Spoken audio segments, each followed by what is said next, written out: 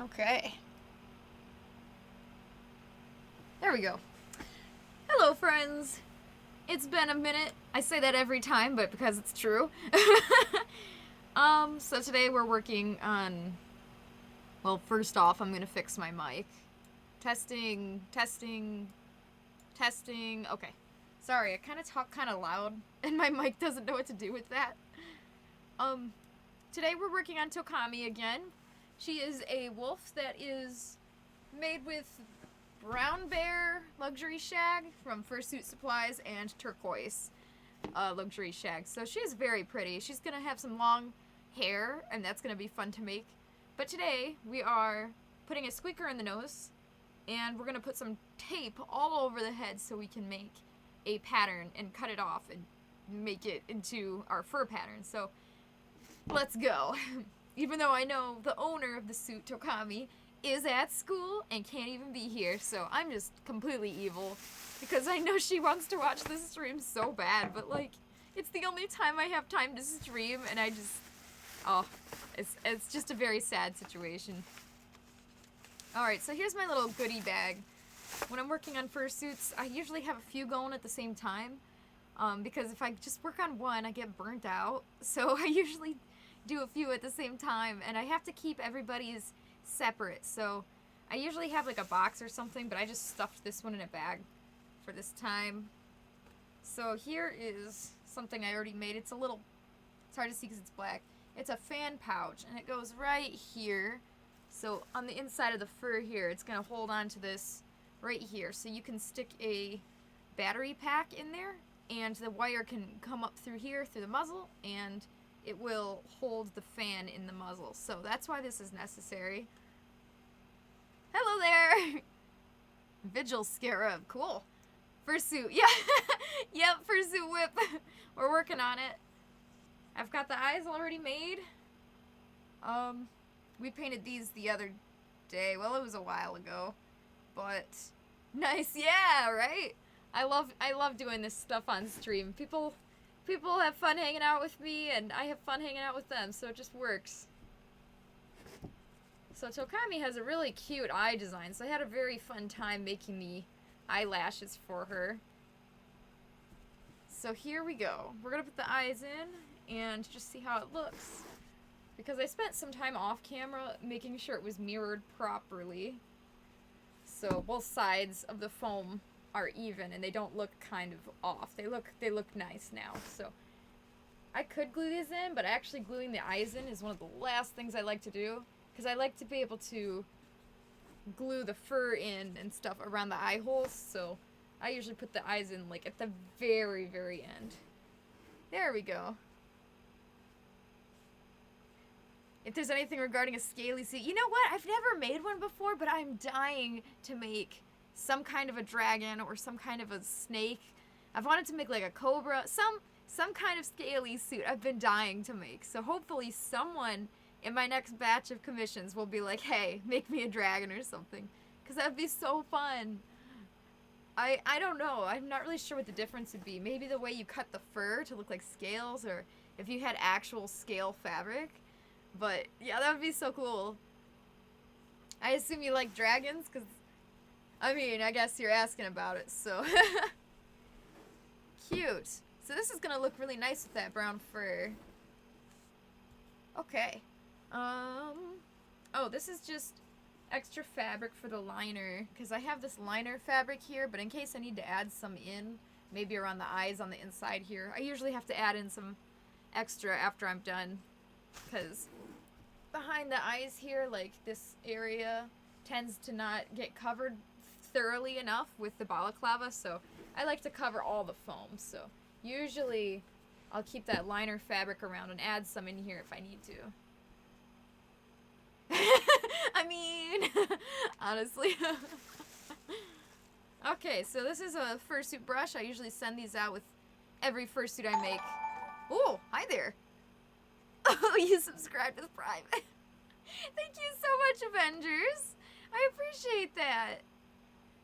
Oh, you must work. Have fun. Okay, well, have fun too at work. That doesn't... I'm sorry. I'm sorry you have to work. Thank you. I will hopefully see you soon.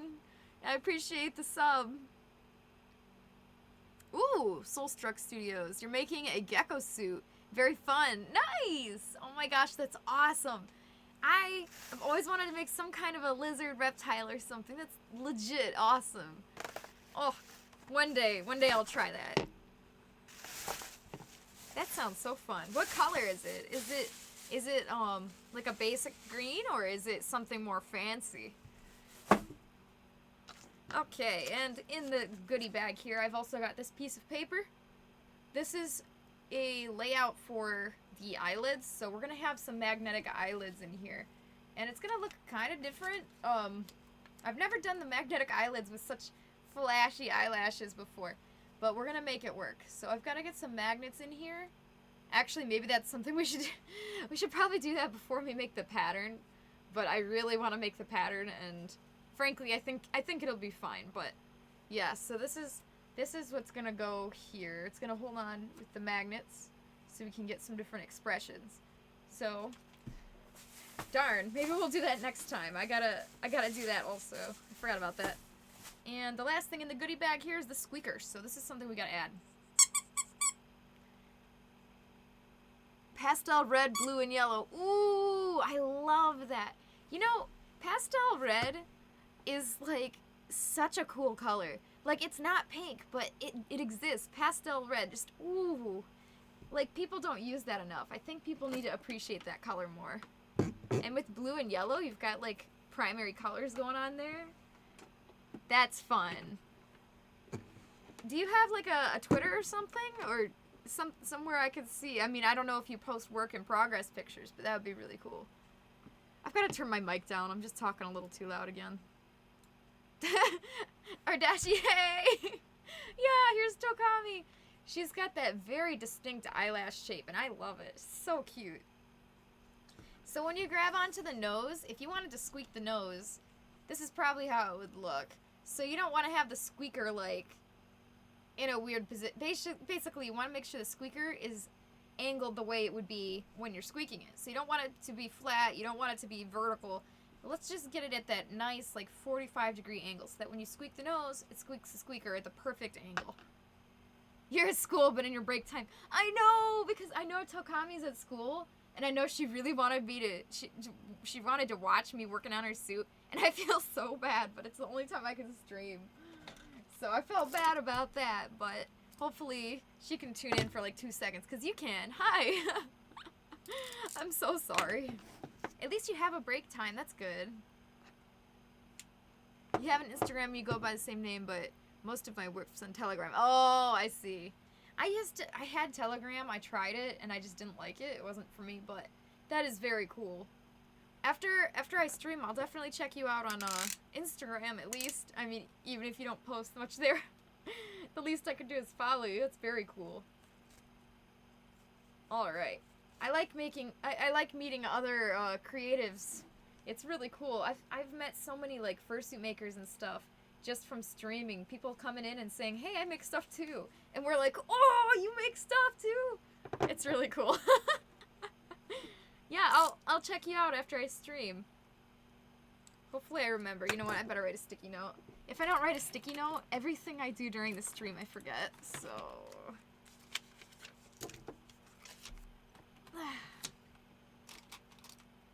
Also, I just remembered, I always forget to plug in my hot glue gun. I just did that. I'm smart. Give me just a second. There we go. You're written down. Now I won't forget. Of course, I only check my sticky notes like once every 3 days, so. Okay. So what I'm doing right now is I found that angle that I want, that 45-degree angle-ish. And so I'm just going to cut out a very thin rectangle here, and I'm going to stuff that squeaker in there, and I'm going to see it's always too thin the first time around, and that's good, because I would rather cut out too thin of a spot and then cut out more after, than cut out a huge chunk and then have to like fill in the spot, if that makes sense. You want to shave out just a little bit at a time, not a huge chunk, in case you got the wrong spot or the wrong angle. It's easier to cut out more after rather than add it back in after.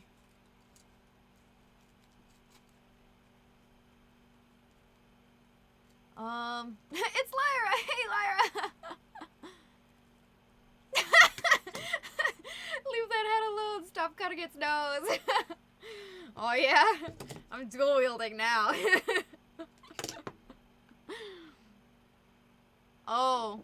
What do you know? Somebody to block. Uh-oh. I don't know how to do... Lyra, I think I made you a mod, right? I kind of suck. I'm running this on Streamlabs desktop, and it doesn't work very well for me. Basically, actually, I mean, I've got a camera. I can show you guys. Alright, this is as close as I can get, I guess. Alright, so see this box right here? It's not big enough. I actually have to move it around to see the whole thing, so it doesn't make it easy. Oh, here's the ban button. So basically, we have a problem of Streamlabs desktop kind of sucks a little.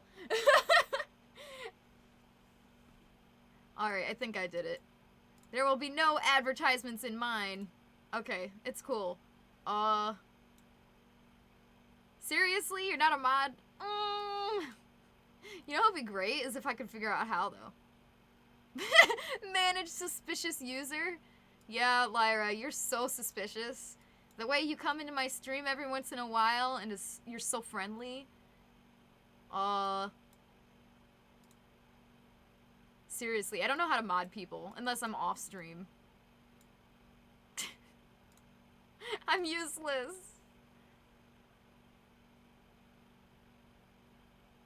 Cool. Okay, also, Ardashi should also be a mod. Oh yeah, they are, okay. That's good. I'll add that to my list, Lyra. I've gotta mod you, because you're always here, but like, I don't know how to do it. I don't know if you can do it on this app itself. I think I have to go on the website version. Mod Lyra. Cool. That's an easy sticky note. That one, that's a very easy thing to write. Mod Lyra. That's a very short. I would be here less if you were streaming more often. You're honored. Oh my gosh, of course. You're here like all the time, and you're my friend now because you're here all the time. It's like, it's weird that you're not a mod, actually. Yeah, you know, you'd think I'd know how to mod people by now, but like... Oh, lurk from work. Everybody's at work and school right now. I feel so bad. It's like the worst time to stream.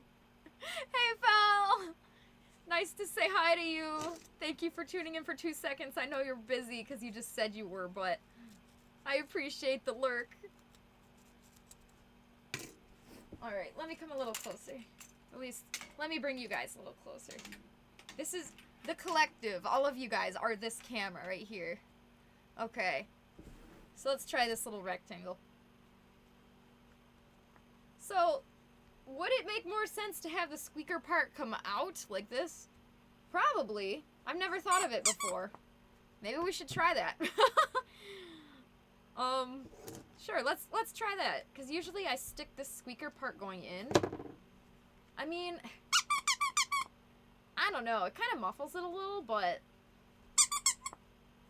I kind of like it muffled.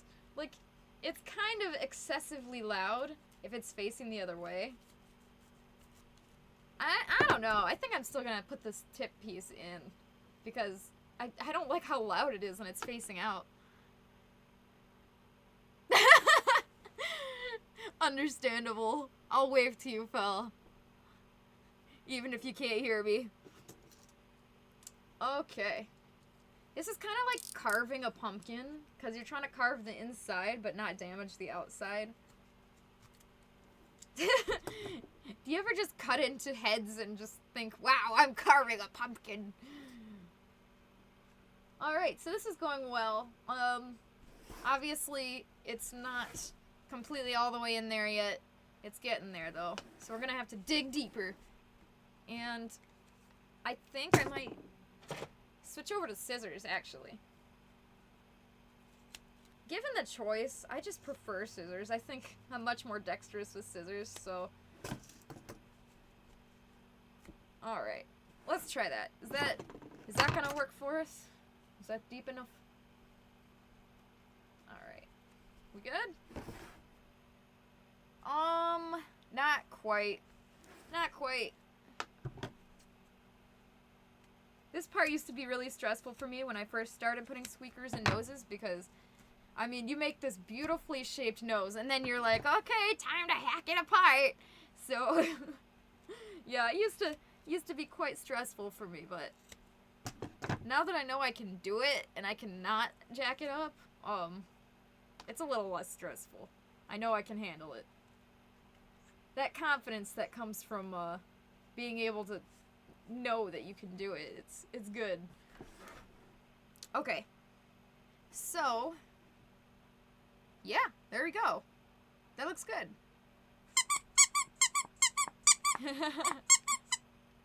Alright. Nice. So let's put this, let's cover this hole up. So you might wonder, should I put glue around the squeaker? And what I say to that is, you're gonna be squeaking the squeaker, and it's probably gonna come loose anyways. So I usually just put glue around the foam around the squeaker, because if you have... Oh! Money? That's even more suspicious! Lyra, you're so suspicious. I need to get you out of here.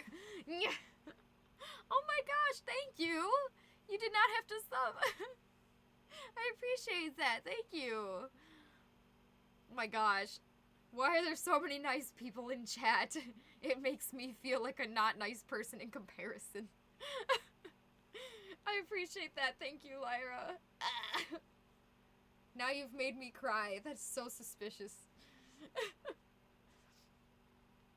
Okay, so I'm not gonna bother putting glue on the squeaker, like, between the squeaker and the foam, but I will put lots of glue on the foam itself. I mean, if you've got the foam, if you got the squeaker sitting in this perfect little cavity here, it's not gonna go anywhere. So, you don't really need to glue it in its place, unless you're really worried about it moving, which you shouldn't be, because the foam holds it in place.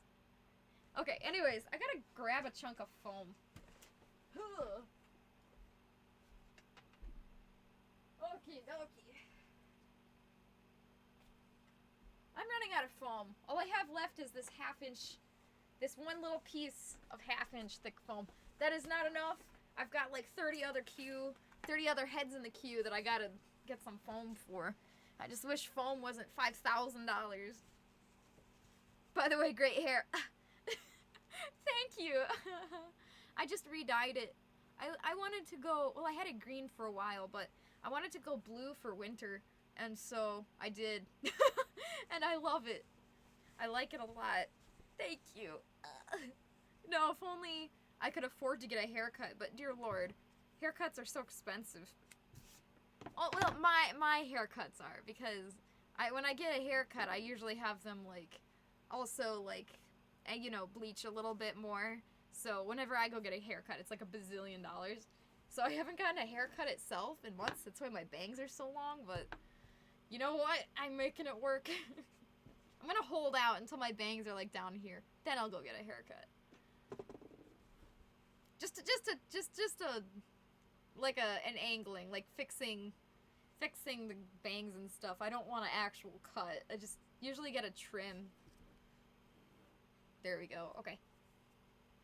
So now I've just got to fill this tiny little void here, so I'm just going to hold this up and try to measure it up with my eyes.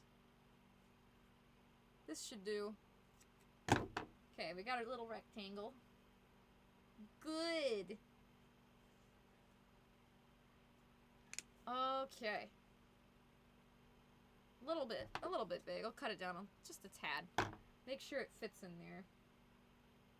My first fursuit, I did not do that because I never really thought it was important. I just kind of kept gluing pieces on there, and then hoping it would work. And then it always turned out kind of strange because it was okay. So you know how furniture these days is not made with 100% wood. It's like, bear with me. I think it's called like corrugated cardboard or something. Corrugated something. Basically, it's a ton of little wood chips, tons of like mini wood chips held together with glue, and it's like pressed together. And it's a lot, it makes furniture that's a lot lighter and a lot cheaper too. That's what most furniture is made out of these days. But like, that's kind of what I get reminded of when I think of how I made my original Figby head back here. Because I just kept putting more and more glue on there. It's like half glue and half foam. It's supposed to be mostly foam, but it didn't work well. So, yeah, when you're doing this, you want to make the puzzle piece to fit in each piece you need, and then glue it in there. You don't want to just keep chucking glue and chucking foam on there until it finally looks good. You gotta think about it. You gotta prepare. Alright. So I'm gonna add a tiny bit more glue. Some of these, like, layers I have of the nose are kind of not that strong. Not sure why I didn't put that much glue there, but I'm gonna add a tiny bit more glue because this is gonna be kind of a high traffic area since we're gonna be squeaking it a lot. There we go. Okay. Okay, there is just strings of foam and glue everywhere. It's just I need to vacuum my floor so bad. Every once in a while I need to vacuum because it just gets ridiculously out of hand. The amount of like foam shavings and fur that gets everywhere. Okay, so let's take a look at this. Let's take a look at that snout. You guys know that meme, right? It's not just me. Okay, that's cool. Okay, that looks pretty good, but the problem is that actually you can kind of still see it's a little bit indented. I think I need to add another layer because it's kind of going in a little still. So I'm just going to slap this on top and glue it on there, and then I can kind of shave it and round it down. So if you're trying to put a foam piece to like fill in a hole, in that case I would definitely try to make a puzzle piece that fits perfectly and then insert it. What happened? Oh, Patters 2 is now following. Thank you, Patters. I appreciate that. I thought it would also say that in the chat, but it didn't, so I'm glad I checked the screen in time. Okay. But when you're adding something on the top, like let's say this isn't smooth enough. It is a little bit splotchy here, but it's smooth enough. If this was too splotchy and you needed to add some smoothing on there, sometimes you can just put a slice on top, like a thin slice, and then shave it after to round it out. And that's what we're doing with the nose here. Cool. Wow, we've got a lot of new people just stopping in and saying hi or following or yeah, I guess just chatting, including that bot earlier. But that's cool. What a productive day. You always wondered what happened as well when you come into a room. Derp. Well, now we know. Hi there, how you doing? I'm currently getting covered in foam right now. Anytime I'm starting to shave this stuff, it just gets everywhere. I'm sorry about the fans. I know they're kind of a little bit noisy. Just a little bit, but like, I have to have them on or my computer overheats. Or I overheat. Lyra is over there freezing right now, and I'm over here like melting. The heat to my workroom is like right here next to me, and I hate it because all the heat to the room is just one central spot right next to me. It gets me so hot. Oh, they're barely audible. Oh, good. Oh, that is excellent. Patters says, you're fine. That's good. You just got the week off work, so you're enjoying it by not leaving your comfy chair. That's excellent. That is very excellent. That's a good way to enjoy it. That's good. Take a nice break. Just kind of taking it easy. There we go. Okay. That looks better. Let me show you guys some different angles. It's nice and round. Yeah, that looks much better. Okay, so that didn't take too long. We got the squeaker in there. Cool. Okay. Now, we need to fur this thing. So, next step, we've got to make a pattern. So I'm going to step you guys back. Just going to grab the collective of all of you guys and just move you. There we go. Okay. That is good. I was worried that they were going to be very loud fans, and that's not good. Because I don't want them to be annoying. Okay. Okay, I forgot one thing. When I was mirroring this, I forgot to check the ears. So give me just a hot second. I need to make sure the ears are close enough together. Like, even on both sides. Otherwise, when we mirror our pattern over, it's not going to be pretty. Got a little bit of a discrepancy here. That's not great.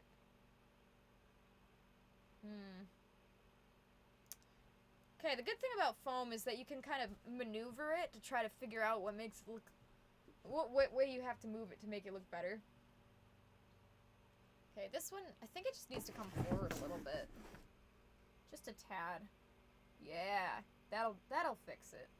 Alright, so I guess before we jump to making the fur pattern, we've got to push this ear forward just a hair. So to do that, we're gonna get our trusty knife. The eyes are intense. You like them? Yay! Thank you. And my suits are so cute. Oh, thank you. Oh, you guys are so sweet. Thank you so much. I know. I'm really loving the eyes. They're super, super bright.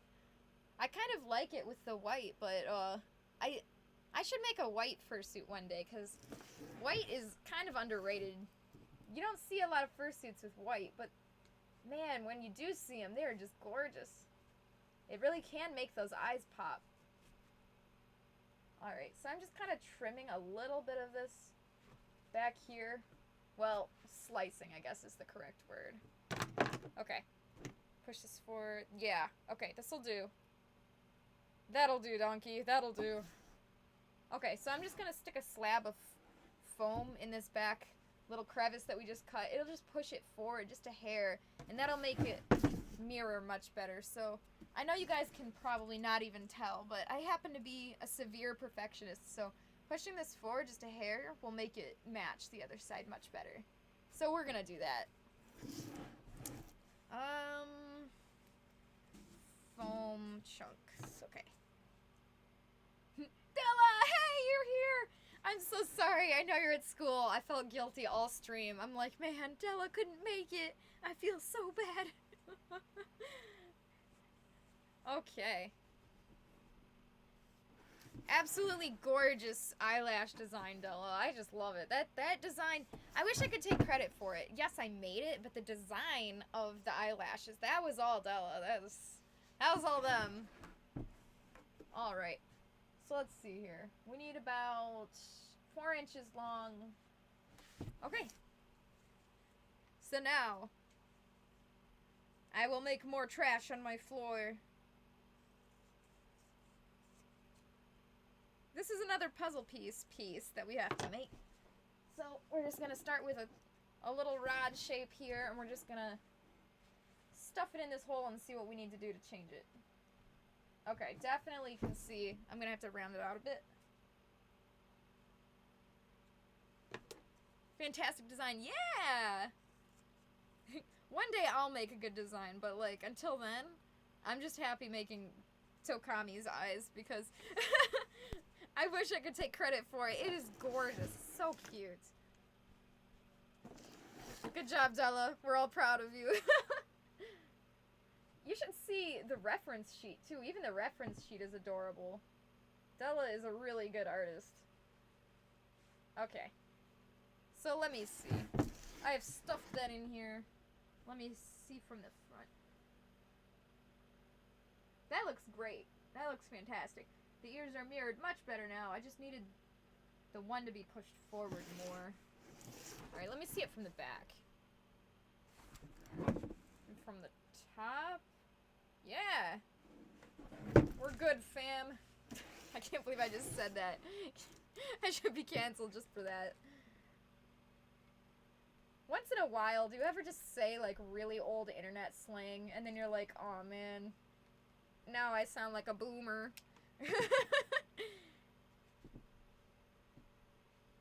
Okay. I slapped some glue in there, so it is gonna dry, but it's holding itself. So thankfully I don't have to get any pins to hold it in place, and I don't have to hold it with my hands. It's just gonna stay. Nice. That looks much better. I was worried about that. Okay. Also, you might notice I keep pushing the head up a little. The problem is, on the inside, I have to add some more foam in the forehead to hold it tighter, because it's actually kind of loose right now. So to try to keep it up, I keep pushing it up like this. It's kind of falling forward. So, maybe we'll do that on another stream, too. We'll have to add some foam on the inside by the forehead to make it thicker, so it actually grips that head. Okay. Aw, Lyra has a star now because they're sub. That's so awesome.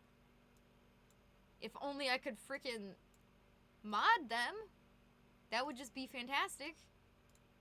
I think I gotta go on my widget view on Google Chrome, which is really lame. I should be able to do everything in the Streamlabs desktop, but whatever. Okay. What am I doing? I forgot. Oh, yeah, we need to get tape. We need tape out. Alright. Bear with me. I'm digging. Okay. Here we are.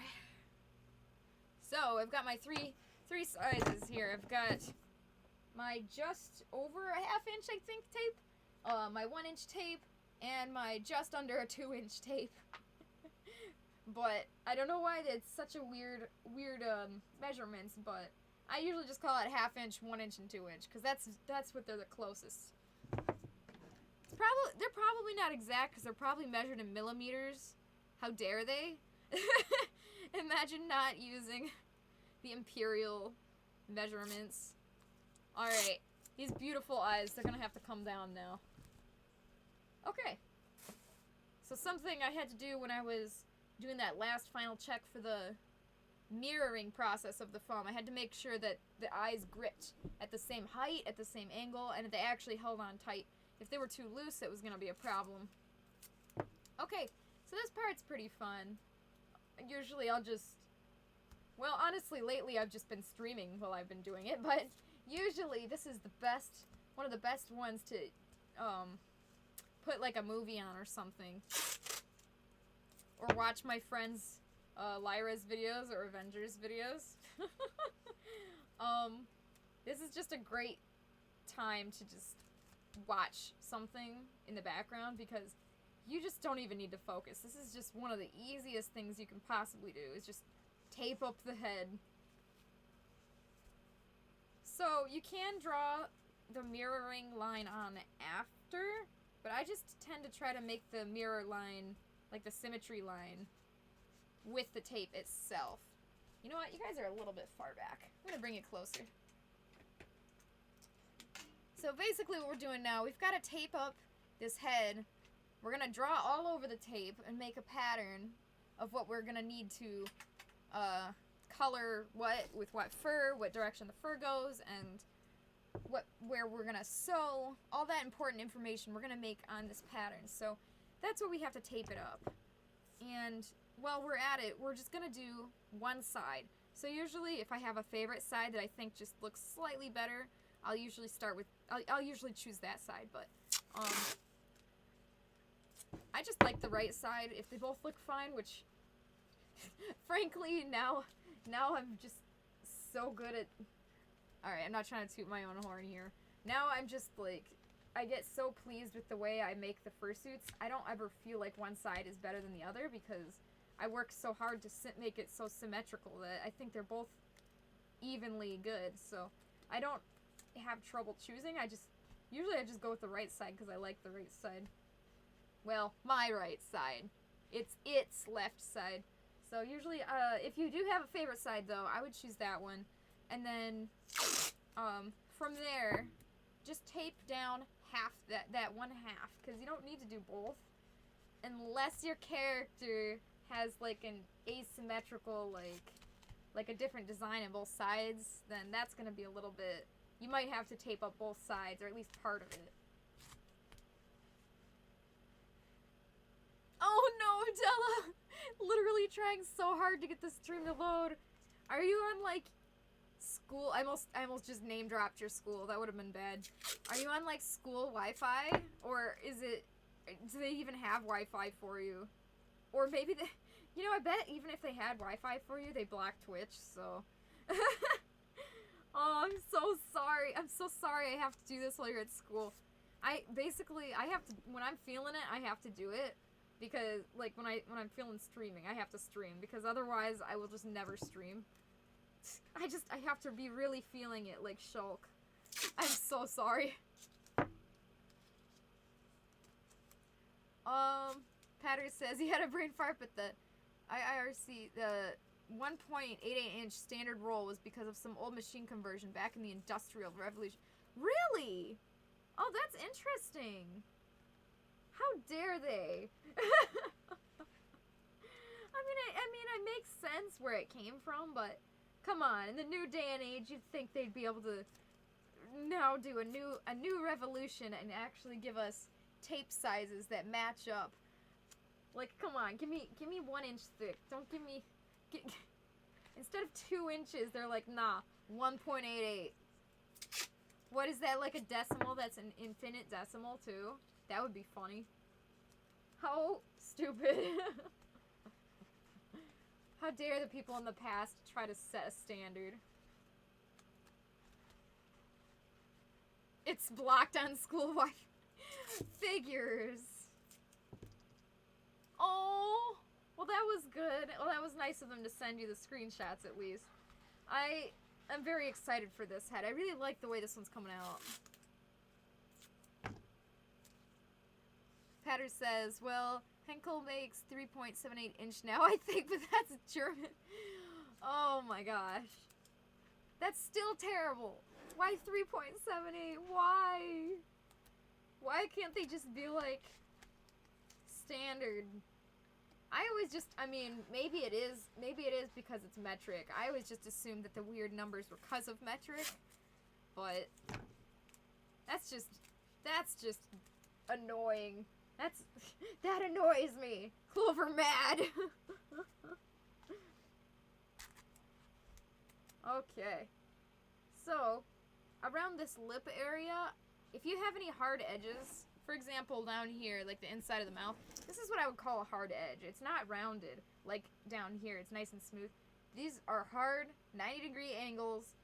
I would put the tape on there and then try to crease the tape to keep that 90-degree angle there. Same with all three. So I've got a crease. Here we go. I've got a crease right here, which I just did with my nail, just push it in. And a crease right here, and a crease right here. So try to keep those hard angles and those rounded edges preserved.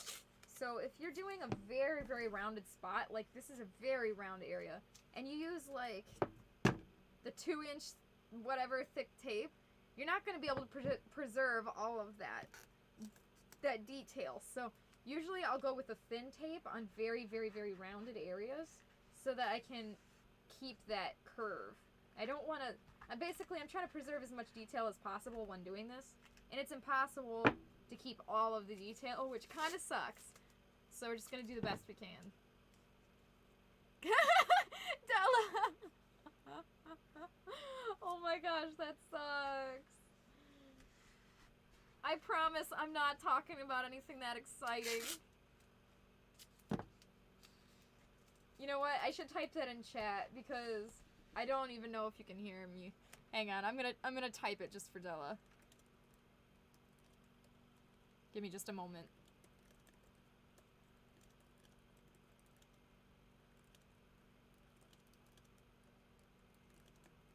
There we go. Why'd they close almost all the bathrooms? What is this? This is just... You know what? That is such a high school moment. Can I just say, that is just such a school moment.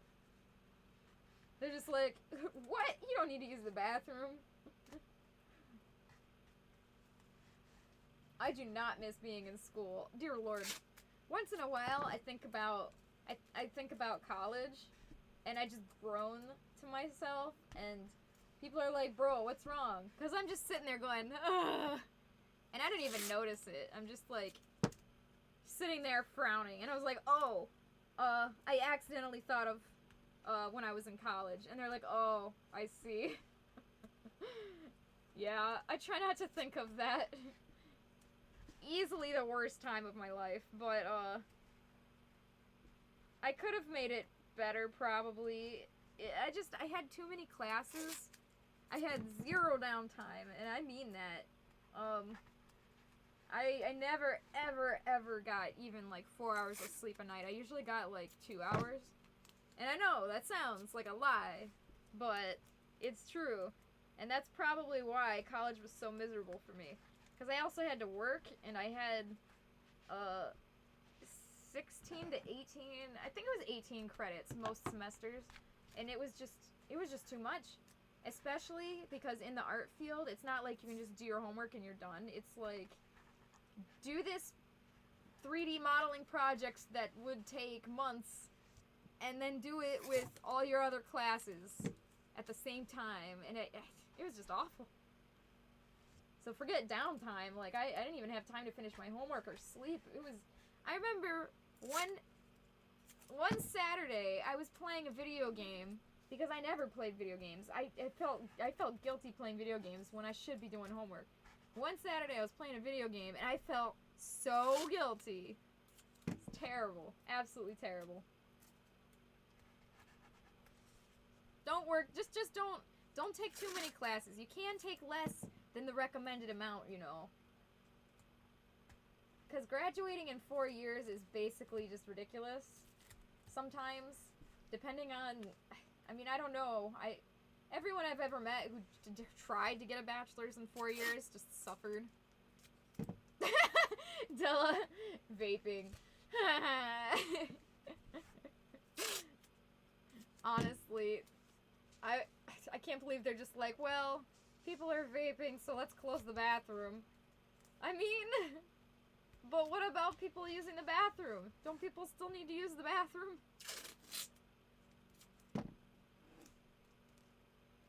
I wish I would have taken less classes, and I wish I didn't have to work during college. That would have helped a lot. And I wish, I mean, that would have been really nice. I made some pretty good friends in college, and I never see them anymore. I really should talk with them, but, like, we had fun hanging out and talking and stuff. I wish I spent more time with them and less time suffering. Time management. Back in my day. Honestly, all my stories are back in my day stories because I'm like frickin' 90 years old now, so. Clover lies. She always talks about exciting things. Phil's calling me out. He knows.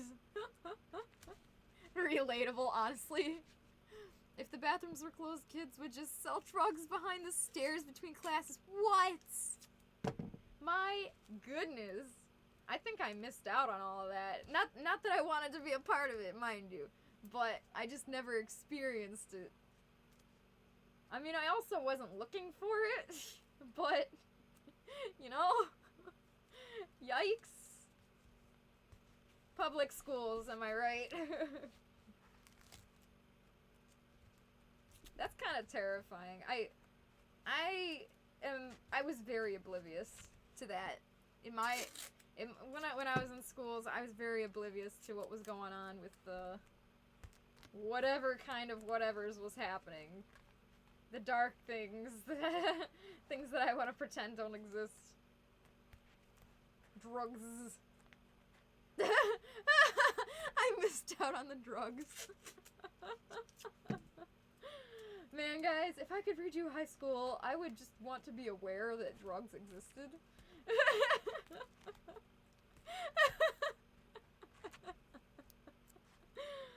Lyra, you are single-handedly, like, filling out all of the quotes, like, all of the entertaining, like, Clover quotes. Like, those are all coming from you noticing me saying stupid stuff. That is so funny. Oh my gosh. Darn, I missed out on all the high school drugs. You know, I still have my Dare t-shirt. I don't even know if you guys know what that is. Do they even still do Dare? The Dare program? It's like, basically, don't do drugs, and then they make you sing about it and stuff. Okay. So if there's a spot where I know I'm gonna have to cut it with the X-Acto blade, I want to try to avoid putting tape there if I can help it. Like, this line right here, it's what I call, like, the eyebrow line or whatever. I know I'm gonna cut it as soon as I'm done taping it up. But, like, so either I can, like, just put tape over it and cut it after, or I can, when I'm putting the tape on, purposely leave just the thinnest seam there so it's already disconnected. I guess I could do either way, but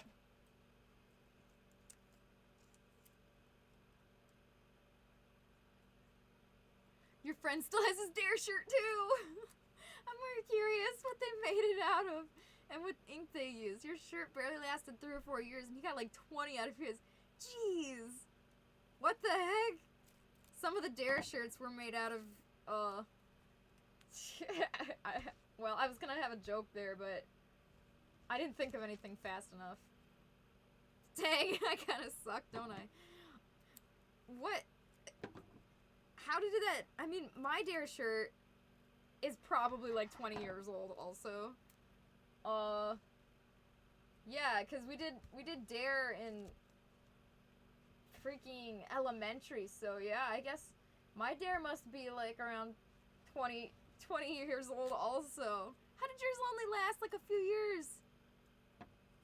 Your dad used to be the one in charge of Dare at our school. Really? I didn't even know they did Dare at your school. Oh my gosh, that's so cool. Fel, do you still have a Dare shirt?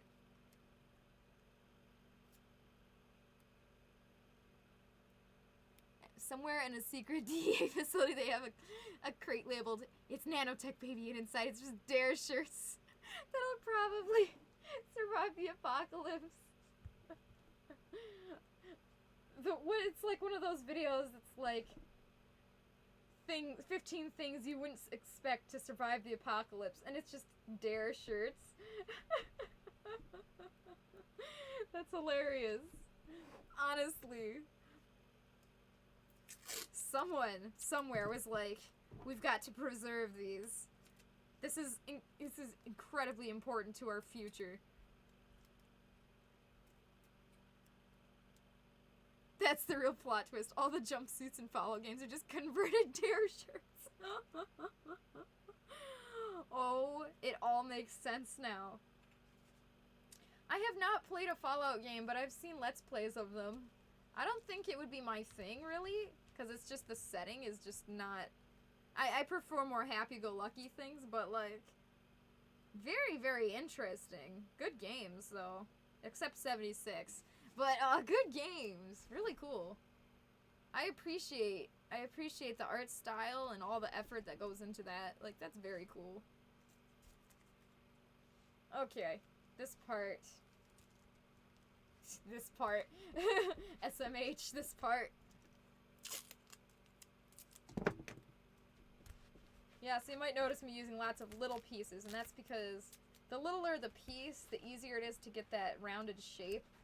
And the more detail you get to preserve, so, yeah.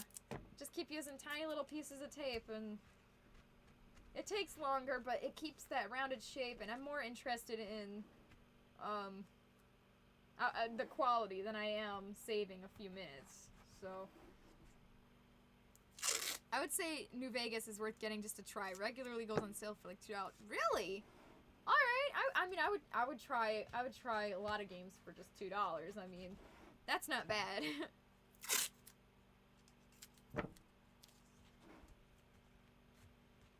I feel like okay, I have some really weird memory of a long time ago when I was still trying to figure out what I wanted to go into. I mean, I was pretty sure I wanted to go into animation, but I wasn't sure what kind. Like, computer... Okay, I knew I wanted to do some kind of 3D computer animation, but I didn't know if I wanted to do video games or films, so I was still trying to figure that out, and I was also interested in game design, so I remember I was quite young, and I downloaded Unity? I think it was Unity Engine, and I was playing around with that, and they had like a demo level that you could try, and it was basically, it felt a lot like Fallout. It was kind of just like a little fake demo. It was really cool, but I still remember that to this day because it was really interesting. Like, you could see, since it was a game engine, like, you could see all of the different areas. Like, this is where a light is set, and that is where a trigger is set, and this flag to call out these soldiers, and when you go to this point on the map, this gets triggered. It's very, very interesting. I wonder if anyone would even know what I'm talking about, because that was so long ago, but I'm pretty sure that was Unreal Engine, just a demo. Maybe I should look that up. You need to play Pokemon before, though. It's cool. Good point. I mean, I own so many good Pokemon games. Some of them I have not put enough hours into, and I mean, frankly, Scarlet and Violet is next. That one's next. I still have not played Breath of the Wild, though. Like, I am shocked that I have not played that yet. But my gaming queue keeps getting longer. At least I got to play Splatoon 3, and I think I've had my fill of that. So I'm checking stuff off the box. It just really, really, really slowly. I played Splatoon 1, and then I got to play Splatoon 3, but I still haven't played Splatoon 2, so that's also on the list.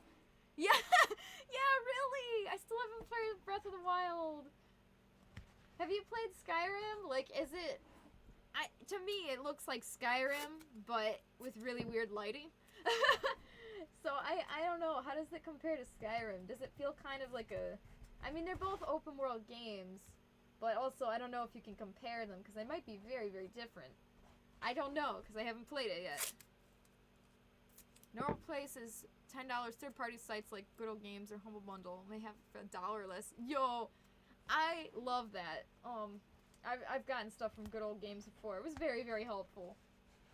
I wanted to play Roller Coaster Tycoon, and it wasn't on sale, and I was like, I don't want to pay like $8 for something that could be like $1 or $2. So that's pretty cool. Those sites are pretty cool.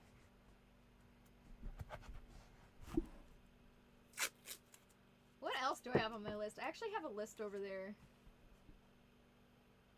Oh, I can just barely not read it. Oh my gosh, I hate this. I can read part of it and I can't. Okay, hang on.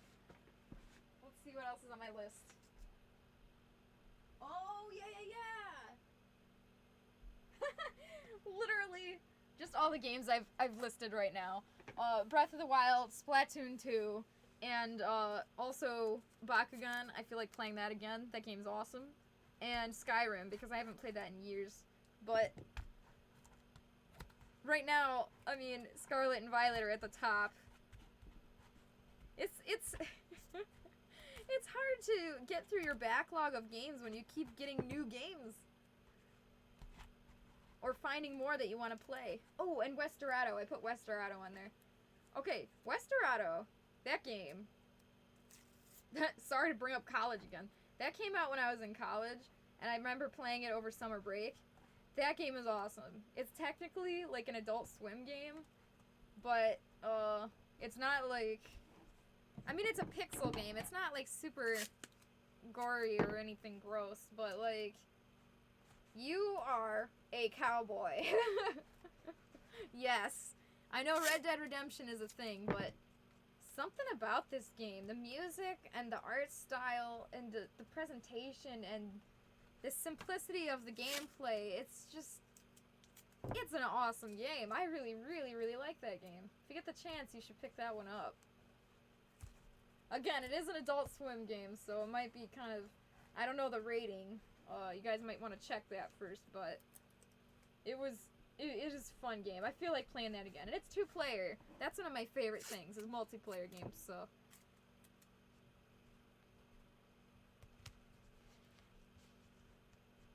Or when current games just constantly add new things. True! True. It makes it hard. It makes it hard to move on. When you're just like, alright, I think I'm done with this game now. And then Sword and Shield adds, like, a huge update, and you're like, I guess I'm not done with this game now.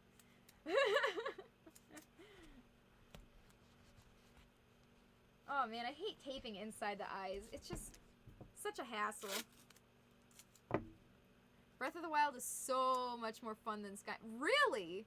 I mean, Skyrim was my first open world game, so to me, in my memory, it seems to be like nothing could beat this. But again, it's been years, and also I've played much more games since then. So I believe it. I believe it when you say that. Skyrim is about losing yourself in the world and doing quests. Breath of the Wild is about exploration at its finest. Plus the combat is silly and allows for so much personality. That's cool. I definitely want to check that out. I'm actually kind of surprised I haven't yet. Man, I hate doing the inside of the eyes. I'll bring you guys closer. Maybe you can see why I'm suffering. Alright, so there's this part here. You can see there's like a 90-degree angle. I don't want to get the... Basically, I don't want to wrap the tape around the 90-degree angle because it'll be really hard to cut. So I'm trying to, like, leave a seam there. So purposely not tape just that line. So I'll tape it from this side, then I'll tape it from this back side. But it's just so hard. It's not an easy thing to do. Again, probably why it's one of my favorite parts to watch a movie during, because it's like, it kind of distracts me from how frustrating this part can be. It's like, it's easy, and it doesn't take any brain power, but man, whew. just a tad frustrating.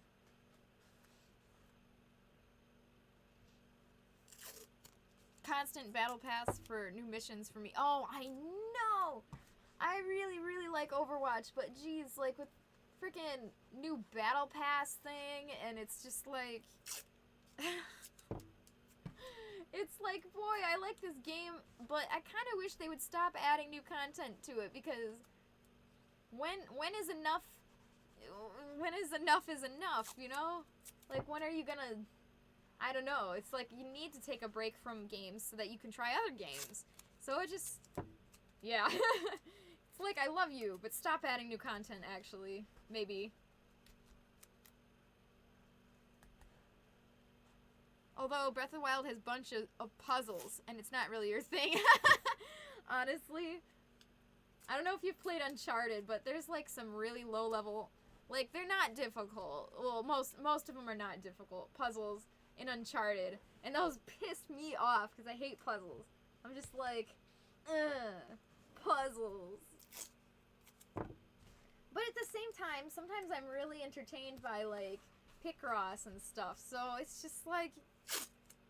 Sometimes I just like one genre or the other. Like, if we're playing adventure, I don't feel like switching over to, like, doing puzzles or whatever. So that part of Zelda games doesn't really do it for me, and I don't know why. Maybe I just haven't found one I liked, because, yeah, I guess Uncharted is a bad example, because their puzzles, as you say, are not fun. Maybe that's it. Maybe it's not the genre I'm having trouble with. Maybe I just haven't found a game that does it good. Yeah, I really have to try Breath of the Wild. And you really like... Alright, good to know that you like Uncharted too, but you also don't really care for the puzzles. That's good. I feel like it just slows down the pace. Like, I'm shoosting guys, and I'm running around. I mean, Uncharted 4, you're driving a car, you're like, yeah! And then it's like, alright, hang on, hold still for 30 minutes while you, like, put a thing on a thing, or you gotta rotate this thing to match the other thing, and it's just like, alright, now look at your book. Okay, now look at the book. Okay, now rotate that. It's just... Uncharted. You could do so much better. It's just a tad frustrating to me. I think it's just kind of ridiculous. Armored Warfare for me. Over 6 years still defending your title. That's impressive. That's really impressive. I've never played that, but I'm sure it's kind of slightly similar to Overwatch, like a live game, so I understand the pain. Fell says, every time I hear Uncharted, I think of Donut. I think of Donut Drake, thanks to Clover. Alright, I went over to Fell's house, well, I guess back when I lived at Fell's apartment with him. It was really fun. I used to play Uncharted once in a while, and I would play as Donut Drake, which is an unlock you can get after you beat the game. You're just... at one point in the story, I believe... I remember what the guy looks like. He's like a... I can't remember his name. This Australian guy, whatever. I think it's Uncharted 2? 2. Alright. I'm going with 2. Uncharted 2, I believe. That one of the guys that you're hanging out with, you're not friends. He's mean. You hate each other. And he's like, alright, no more donuts for you. Because he had to lift you up and you were heavy. Well, that is amazing. Because then they made a Donut Drake skin. Where you're just a big guy. And the best part about that is that they lower the voice. So you don't just scream like, ah! You scream like, ah! Oh, I freaking love that. I really want to play Uncharted as Donut Drake now. Yeah, Lyra, you know what I'm talking about. Oh, I'm so pleased. That's flippin' amazing. So funny. And then, later on, I believe it was like the re-release or something, they took Donut Drake out, and I was so sad.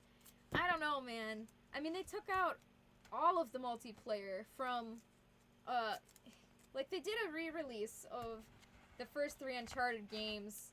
I don't remember what they called it, like, Legacy Collection? I don't know. But it was for PS4, and it had everything you could want except a few things. Like, I mean, they upgraded all the graphics, and I think they upgraded some of the game logic that wasn't great, but only a little bit of it. But it was a remaster, and it was nice. But they took out the multiplayer, and that was my favorite part of the PS3 games, was the multiplayer. And they took out the skins, and they took out Donut Drake, and I wanted to cry. I don't know, maybe they thought they would offend people or something, but, like, people, just take a joke. Frickin' Donut Drake. No more donuts for you. Oh. One of those living games hybrid MMO things got over 11,650 matches with a 94.2 win rate, with a kill death ratio over positive 300. One of those most dangerous players ever half a decade. Dear Lord, that is not a game I would be brave enough to be in. I would just run. I'd be done. I'd be out. See ya, folks. Okie dokie. So we've got this whole muzzle taped up. It's kind of hard for you guys to see because it's the same color for the most part. And I'm sorry about that, but that's just the color of the tape.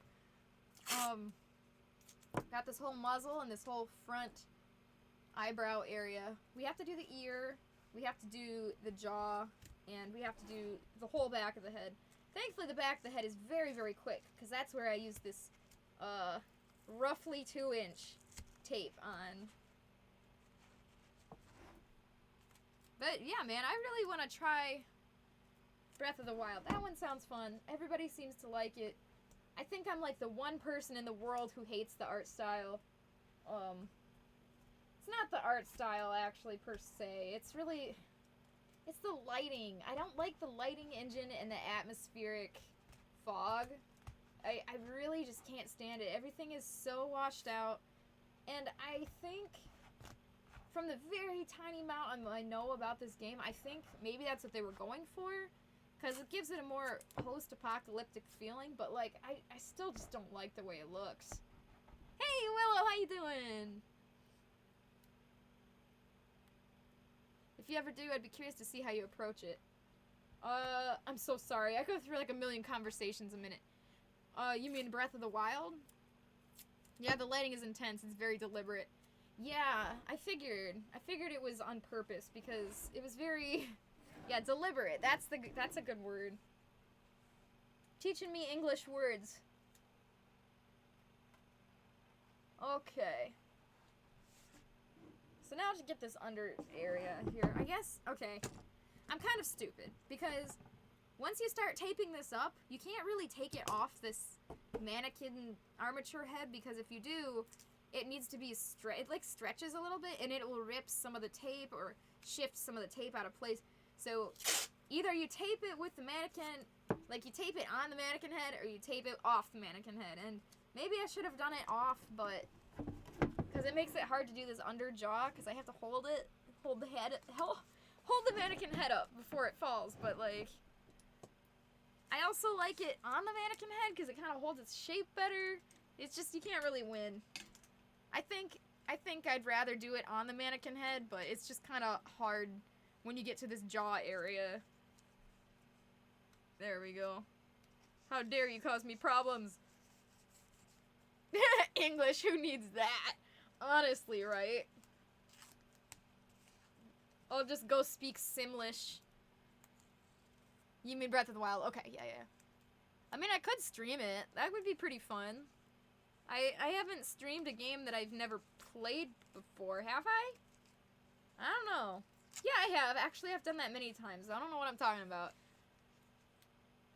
Okay. I've never streamed a recent game. Well, again, I don't know. Does Animal Crossing New Horizons count as a recent game? I feel like I've just never streamed a game like that before. I'll just leave it at that.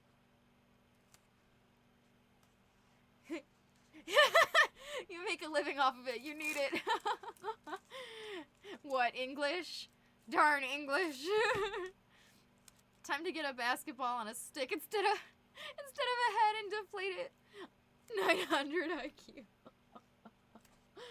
Honestly, not a bad idea. Frankly, I really like that idea. Just put it on a balloon and then just pop the balloon and then... Have y'all played Spider-Man? I think it was The Amazing Spider-Man 2. There's a lot of Spider-Man games. They drop their balloon, just a random kid in the street, and they're all, my balloon! And you gotta go get it. Or you could do what I do and just ignore them. Now those are games I've been wanting to play on stream for a long time, in fact. Spider-Man games. But, like, ironically, I've played so many Spider-Man games, and I love all of them. They're all so good and bad in different ways, but I've never played Spider-Man PS4. Like, what? What? You know what? Dang it! I gotta add that to my list. I can't believe I haven't played Spider-Man PS4. I am a Spider-Man... I don't know what the word is. I guess I'll just say fan. I'm not a mega fan, but I really like Spider-Man a lot, okay? And I still haven't played that. Recent Breath of the Wild is 5 years old. Oh my gosh. I'm gonna cry.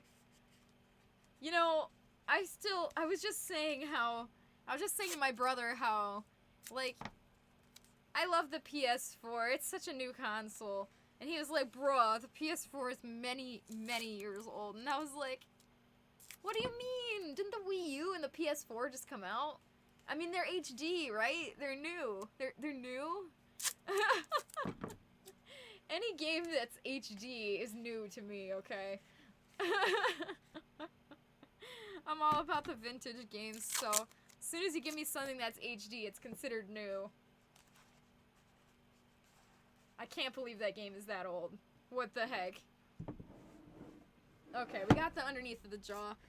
Now we've got to get the inside of the mouth. I hate this part too. Yay. Me making fursuits is basically just me complaining about, I hate this part, I hate that part. Like, do you really actually like making fursuits, Clover? Or are you just... Ugh. Alright, I cannot get this, like, I try to get the tape, like, directly in the middle, like, in the symmetry line, but this time, I'm just slapping the tape in there, and I'll draw the symmetry line on after. Make it easier on myself. Don't lie to us millennials like that, Lyra. We know 2009 was only 3 years ago. With that face, it's just the perfect face to go with that statement. Oh my gosh.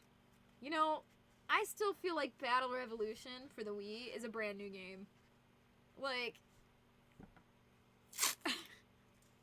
prove me wrong.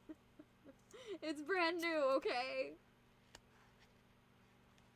I mean, honestly, it's probably still $50, like, when it was new. I mean, so, take that.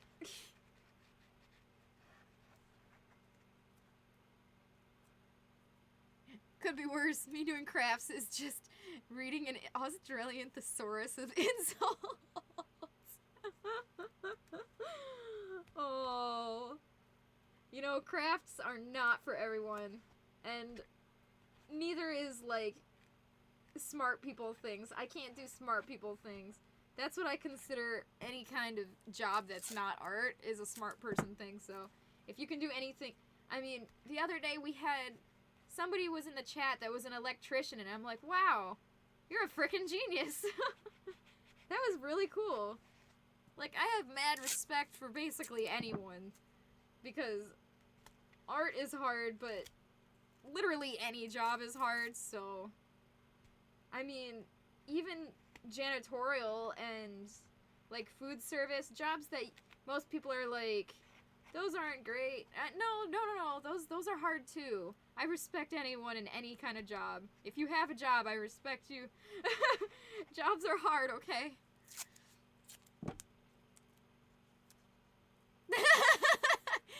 Now you're just being delusional. Battle Revolution was already old when it was released. Alright. You know what, Lyra? To that I say, yeah.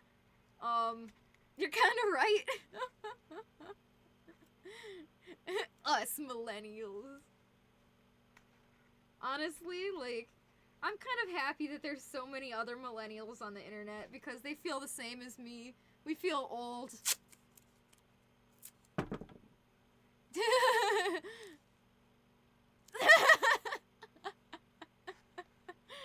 Oh, honestly, if I had a beard, it would be gray. We're all old together. I know, like, my wrists are completely jacked, and my ankles, and once in a while, my knees act up, so it's like, man, I'm old. Remember when we were young, and, like, nothing ever hurt, and you just kind of existed, and you were like, yeah, just living. We just didn't, I never really appreciated how awesome it was like, how awesome it used to be. Just not being in pain every day? Like, what? Now I get, like, migraines and, you know, my wrists hurt every day, so. Alright, we're getting there, guys. We're kind of almost done with the mouth. It's going. Hate doing the mouth. No, your beard would be blue. You'd dye it. Frankly, I think you're right. Honestly. Fashion. You know, I hate being, like, stereotypical, like, oh, artists, they always dye their hair. Like, I hate being a stereotypical artist, but, like, I'm sorry, I just wanted blue hair. I don't like being, like, status quo, whatever, but Whatever. I wanted blue hair. I'm a furry with blue hair. That's like a double whammy. Like, furries like rainbow hair too, so.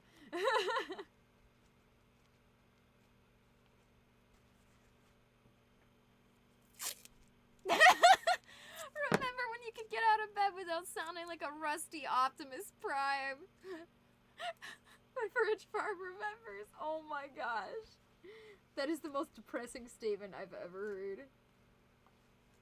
Kids these days don't even know what an Optimus Prime is.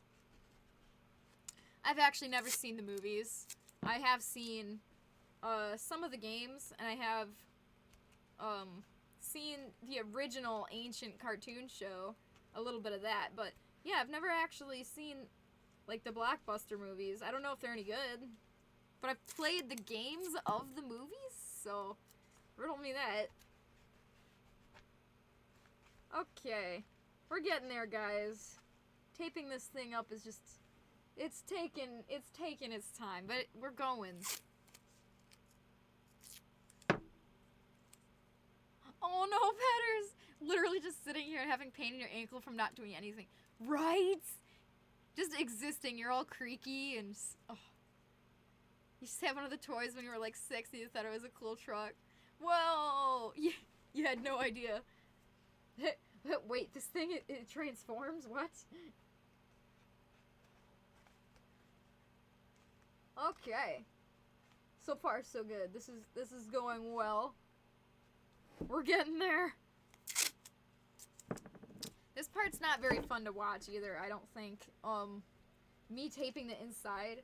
Like, I can barely even see what I'm doing, let alone the camera, so I apologize for that. I hate when you guys can't actually see very well. I thought about getting, I mean, I've said this multiple times, I thought about getting another camera just specifically for the sewing machine, but the thing is, I don't know where I'd put it. I mean, do I put it in front of the sewing machine? I can't put it in, I can't block my view. It's difficult, it's difficult. Maybe I need one that's kind of far back. I can use like an optical zoom. You guys remember that show? Are you guys as old as me? Do you remember Zoom? I used to watch that on PBS Kids? Was that on PBS Kids? There's this ancient show called Zoom. It was like the most 90s show. They had just, you know, that classic 90s fashion? Yeah, that was basically that whole show.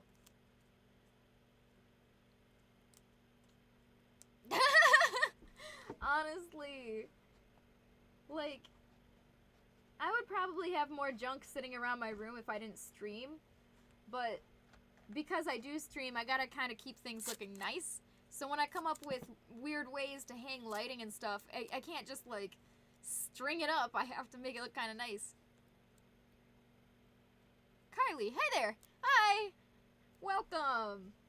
We're doing okay. We're working hard as usual. Right now we're putting tape on this head and it's it's going. Might have to change the camera angle actually. Need to hang it like a foot down and then zoom. That's what I thought. That's what I was thinking actually. Because, okay. We're going on a ride. Okay, over here, left side, here is my sewing machine. The thing is, if I'm sewing, I need to be right up in here, in this area. So, like, my head is gonna block a camera, so I can't put the camera right here. I mean, but if I put it on the back side, maybe, but you can't really see what's going on. So maybe if I hang it from the ceiling, put it above my head, but just, like, angle it down and then zoom in a little. It's not a bad idea. Okay. Oh, okie dokie dokie. Oh, I still haven't finished taping the nose. We're almost there. I keep saying that. You know what? I think I said that last time we were taping up something, too. It's just me trying to reassure myself that I'm not going to be doing this forever. Taping just takes so long. This one is also hard to do. The inside of the mouth here. Okay. Did I answer the question? I don't know if I answered the question. We are putting tape on this fursuit head so that we can draw all over it what kind of patterns we need, fur colors, fur direction, cutting lines, sewing lines, all the important things we need to draw, we can draw on this tape.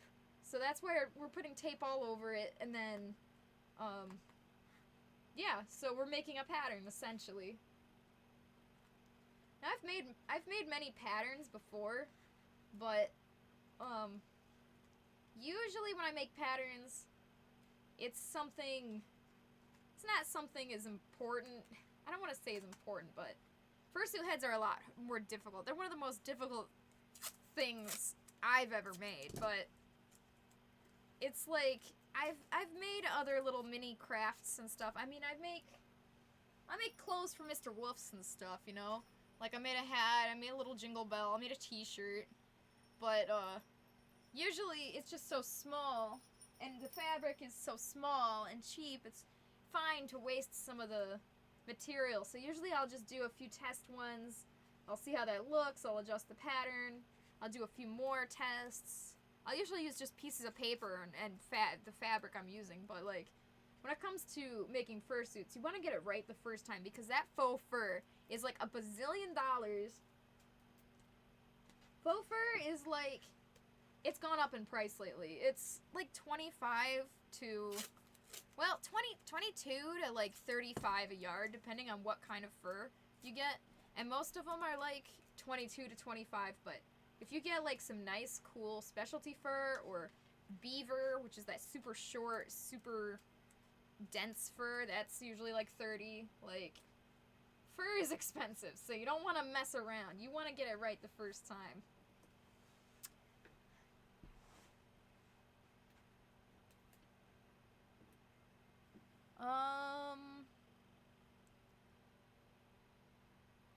Oh, that's a good idea. Patterns, that's a good idea. Hang on, I gotta...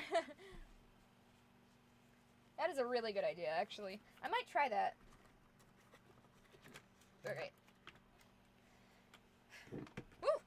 I hate it when I drop the hot glue gun on myself. It's very scary. And I've wrecked so many pants that way. Are you going home for Thanksgiving too? Well, I don't know if you're talking to me or somebody else. I am home, actually. I'm living with my parents right now. It's a win-lose. It's a win-lose situation. I love seeing my family, but also, boy, I wish I could live on my own, but I can't afford a house because the housing market is bad. So if you're talking to me, I actually am home right now.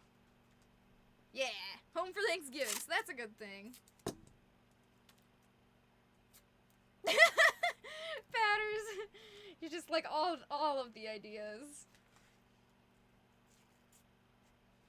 I'm fine with any of the ideas as long as they're PG ideas.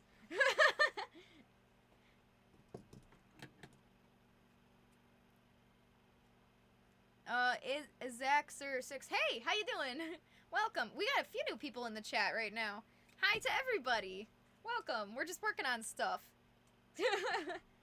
Well, we're trying to get the fur. We're trying to get the fur on here, but to do so, it's a little bit of effort.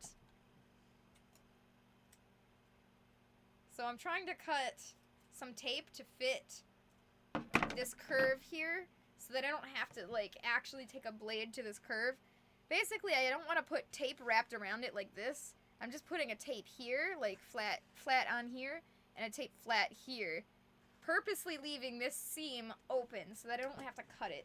Because it's so thin right there that if I do cut it, it'll be a problem. It won't cut as nice as I would have liked. It's a very thin edge. I don't really know how to explain it, so instead of trying to tape it around like this, I'm just carefully placing the tape so that it'll just come off already basically pre-cut.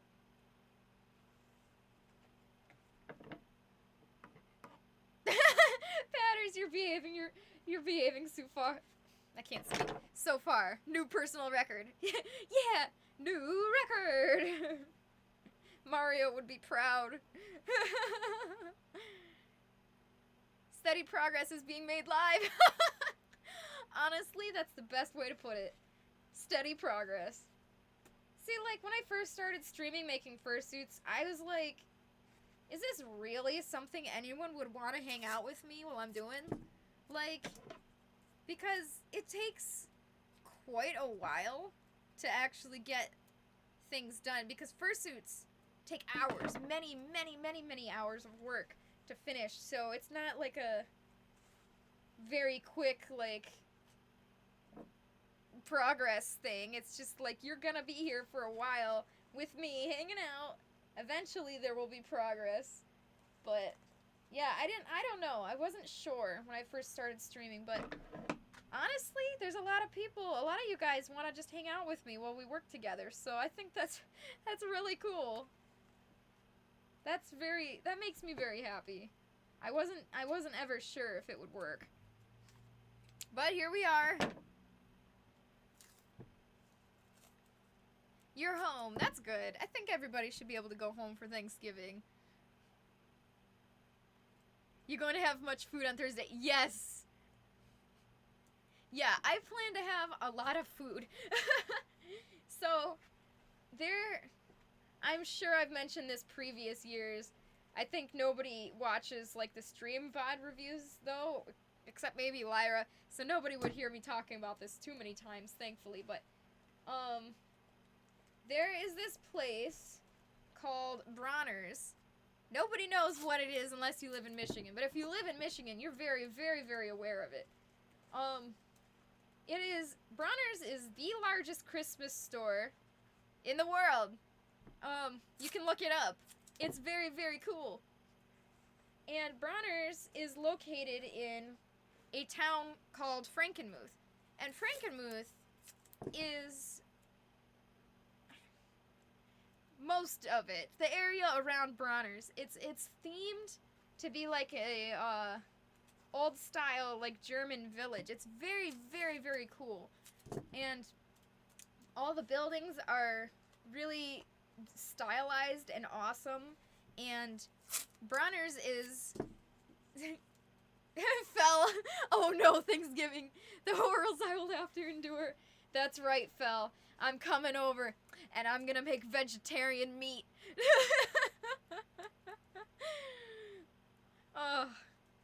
Bronner's is the hugest Christmas store. It's in Frankenmuth. It's awesome. If you want to see it, just Google it real fast. It's in Michigan, and I am going there on Thanksgiving, and we're going to eat at one of the restaurants in Frankenmuth. So we're definitely gonna have lots of food. I usually have to eat, like, all the sides, though, because they don't have, like, veggie meat, but that's alright. I'm used to eating sides because veggie meat is just not around that much, but there's so many good sides, like sweet potatoes and corn and beans and mashed potatoes and broccoli. Like, there's so many good sides. It's not like I ever go hungry. But I'm so excited for Thanksgiving. I hope you guys are all... Do you guys all have plans for Thanksgiving, I hope? I hope you're all getting to go home. You too, Kylie. I hope you're going home, too. Patter says, I feel like Marge Simpson watching this kind of thing. Not my usual social circle, nor any knowledge on the craft, but you just think they're neat. That's awesome. Yeah, we have a few people in the Discord server who are not furries, but they're in the Discord server, like my Discord server, the CloverCat server, and they're just friends. We're just friends, and you know what? That's totally fine. It's awesome. You don't even have to be into fursuiting, or really even know much about art. You can just hang out with some nice people, and that's a-okay. Oh, Lyra, my streams are a blast. Thank you. I never know. I always feel like they're not, but, like, that's so good to hear.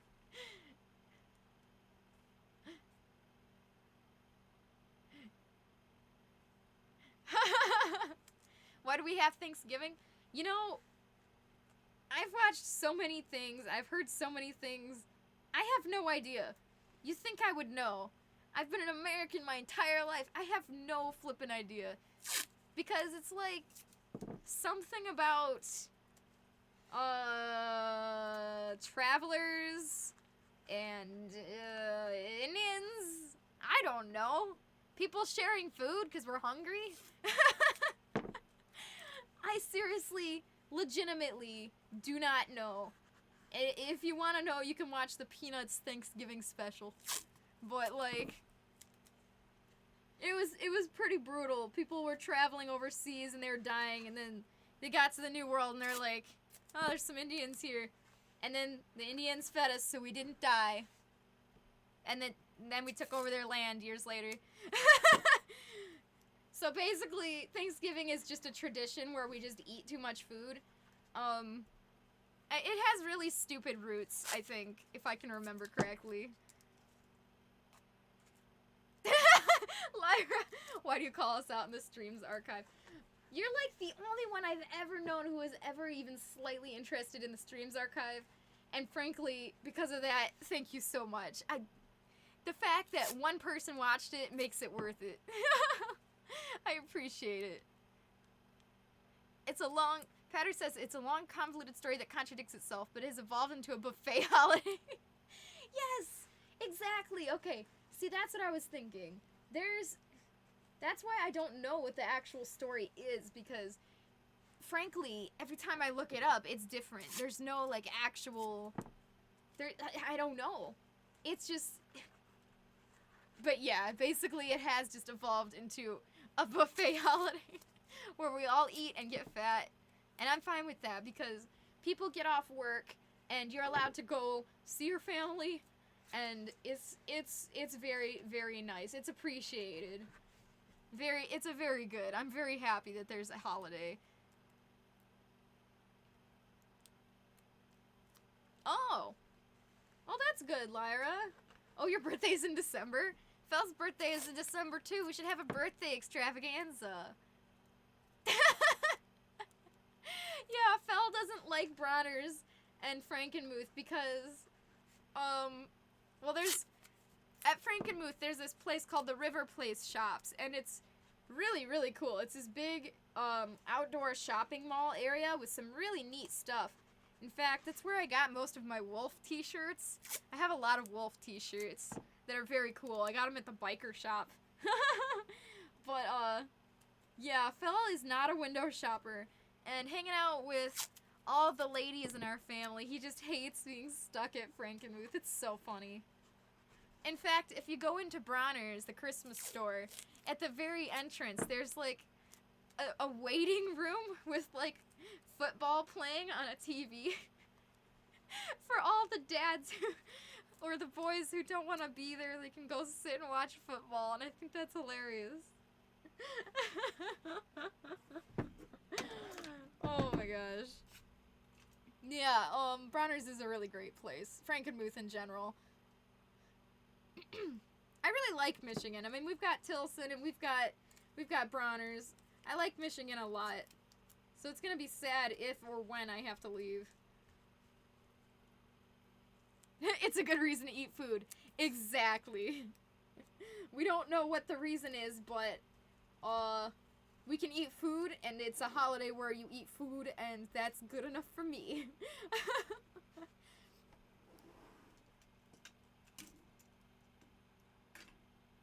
Feels pumpkin, man.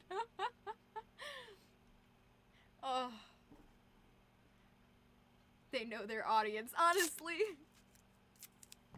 Alright, here's another spot where I'm gonna purposely not just put tape straight over it like this. I'm going to purposely just put tape around it, around the nose, and then on the nose itself. So leaving that slit there, so I don't have to deal with trying to get that shape afterward. So I'm going to take the tape and cut a rounded shape on there so that I can slap it on here. There we go. Yeah, I'm just shocked that even one person in the world would watch my stream archives. I didn't think anybody would, but like, that makes me so happy. It means it's not completely pointless. That my streams are actually... someone out there is entertained. I'm shocked and amazed. I'm just very happy. And appreciative. Oh yeah, I guess that's something that Thanksgiving is about too. Being appreciative and thankful. I guess that's why they call it Thanksgiving. I can't believe Fel doesn't want to go to the store with me and shop for hours and hours and hours and hours. What do you think this is? I mean, honestly, it's amazing. You can't get better. Like, that is a store where I have spent hours upon hours upon hours just walking around one store. It's like, if you like shopping, then Bronner's is like your paradise. I freaking love Bronner's. It really is that big. I mean, it really is the world's largest Christmas store. It's huge. It's massive. Appreciative. I appreciate people more when they bring me more mashed potatoes and stuffing. Honestly. What do you appreciate? I appreciate when you bring me more food. It's like waitress appreciation month. Or day or whatever. Alright. Again, here we go. We're getting there. We got the inside of the mouth. That part's over. Hallelujah. We got the jaw done. Well, mostly. We're missing a piece right there. I don't know how I didn't see that. We got the jaw done and the muzzle. So we got to get the ears and the back of the head. I'm not sure why there's a lump here. That's not good. That's gonna give me an awkward pattern. How did that even happen? I need to straighten that out. Don't be afraid to cut the tape. If you need to cut it and then retape over it, that's fine. It's more important that you get the correct shape that you need.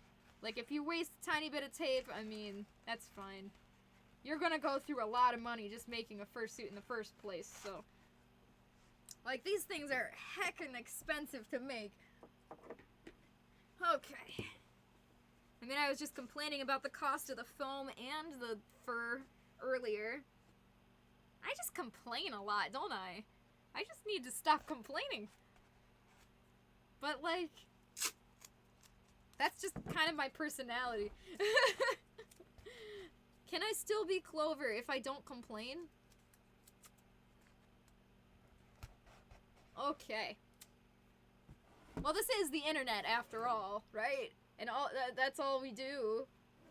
Oh, I gotta finish the nose. I got distracted. Okay, we'll finish the nose, and then we'll do the back of the head, and then we'll do the ear. And then we can draw the pattern on. Cute little nose.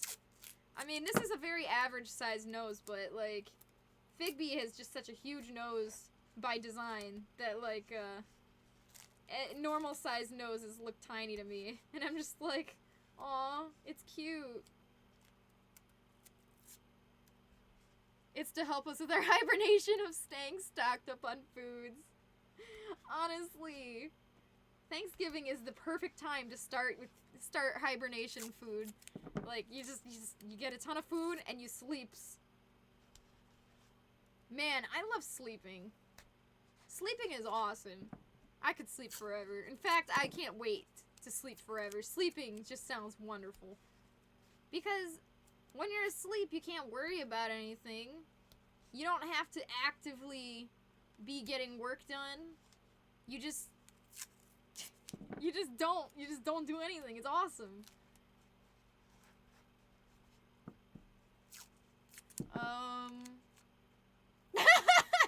Lyra, I wouldn't have to watch the archive if you streamed more often.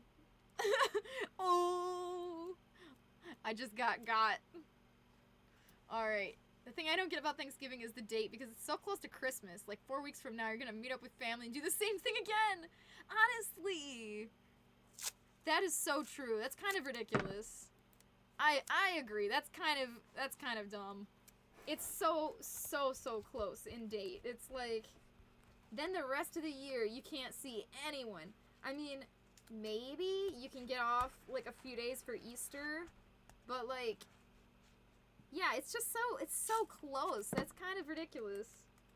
You make a very good point. I think we just need a few more holidays because people do not get to see their families enough, and it's really sad. I think families are one of the most important things in life, and not being able to see them because you work, because you need to eat and have somewhere to live is just terrible. Clover realizes what it's like to be an adult. Okay, it looks pretty good inside. The nose is good, muzzle, all this. Okay, let's do the back of the head. Backing up! Backing up! Okay. So I don't remember how long it took us to do the nose during the stream, because I know we did that, but we're about an hour and 40 minutes live, and, well, we're almost kind of done with the head, so this part, thankfully, it's not taking too long, so that's good. So I will try to make it symmetrical, this line here. Try to make it symmetrical directly in the center, but since it's a curved shape, it's really hard to get it to be straight. It's just pretty cursed in general, so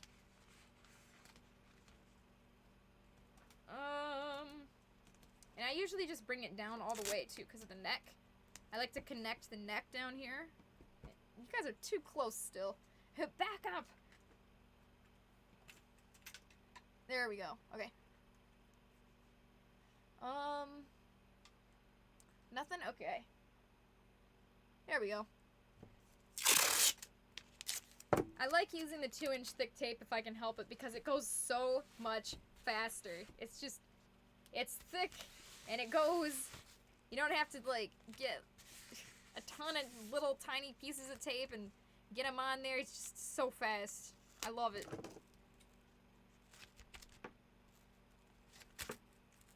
Alright.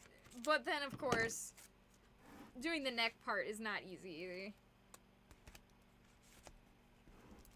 And I like how I get fur mixed in all this tape. Like, there's a ton of fur in here. Like, I don't know if you guys can see it, but it's relentless. Doesn't matter how often I, like, vacuum my workroom. There's gonna be fur everywhere.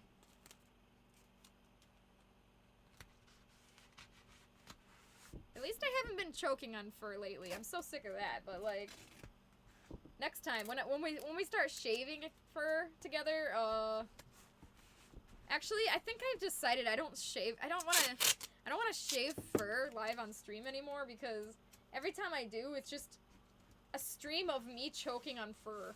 So, at least if I'm, like, shaving the fur off stream, it's not as bad because I'm not talking actively. Got my dumb mouth closed and then I'm not choking on the fur, but yeah, when I'm streaming and I'm shaving fur, it just doesn't end well, so I don't know. I don't know if I'll ever do another fur shaving stream, but maybe someday if I figure out a way to not choke and die.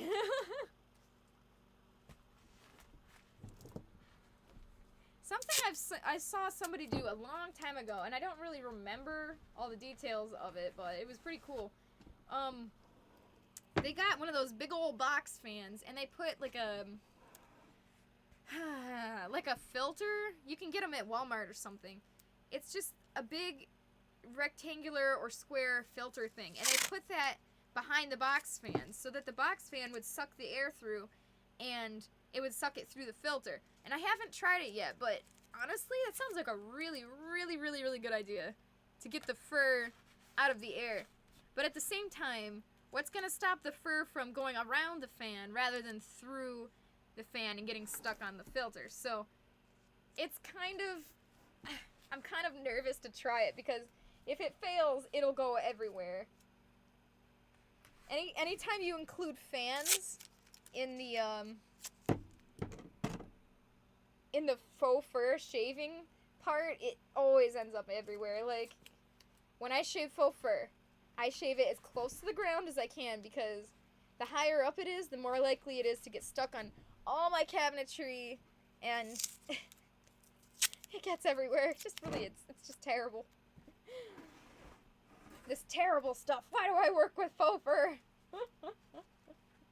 Clover complaining again.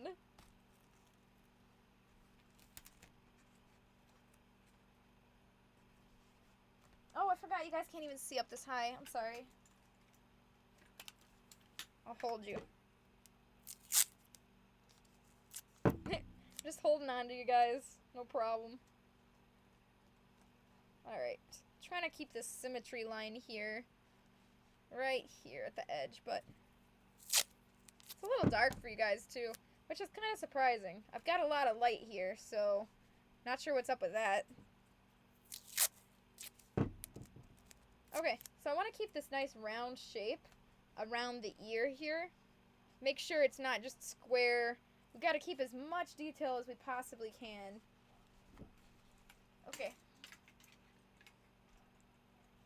Cool. So now, well, let me bring you up here. See the inside of the ear? So it's kind of dark. I'm sorry about that. We've got tape going around this inside loop here, and then this is the actual ear itself back here. And I like to leave an open gap in here as like an air vent of sorts. And usually it gets covered up pretty well by the fur, so you don't actually even see it. And that's good because you can't see this open air vent, but having just an area with less foam does help a little bit with heat dissipation. So that is why I try to leave this ear holes empty. The thing about it is you just got to make sure you make it the right size. Again, you don't want it too big because then you won't, if it's too big of a hole, you'll be able to see through the fur. You'll see that hole in the head. You don't want that. But if it's too small, then what's the point? It'll block any heat from coming out. So yeah, at its thickest, it's like 1 inch thick here, and then it gets very, very much thinner, like super tiny. Yeah, it's not huge, not a huge air hole, but every little bit helps, I think.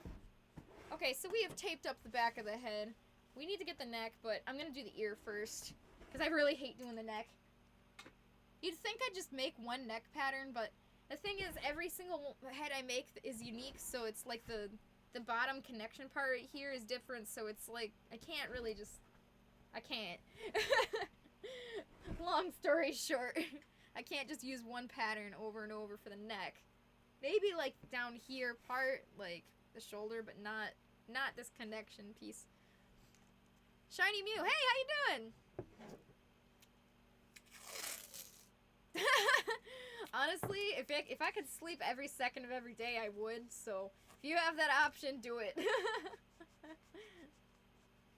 Oh, it's not too dark, it looked fine. Oh, really? That's good.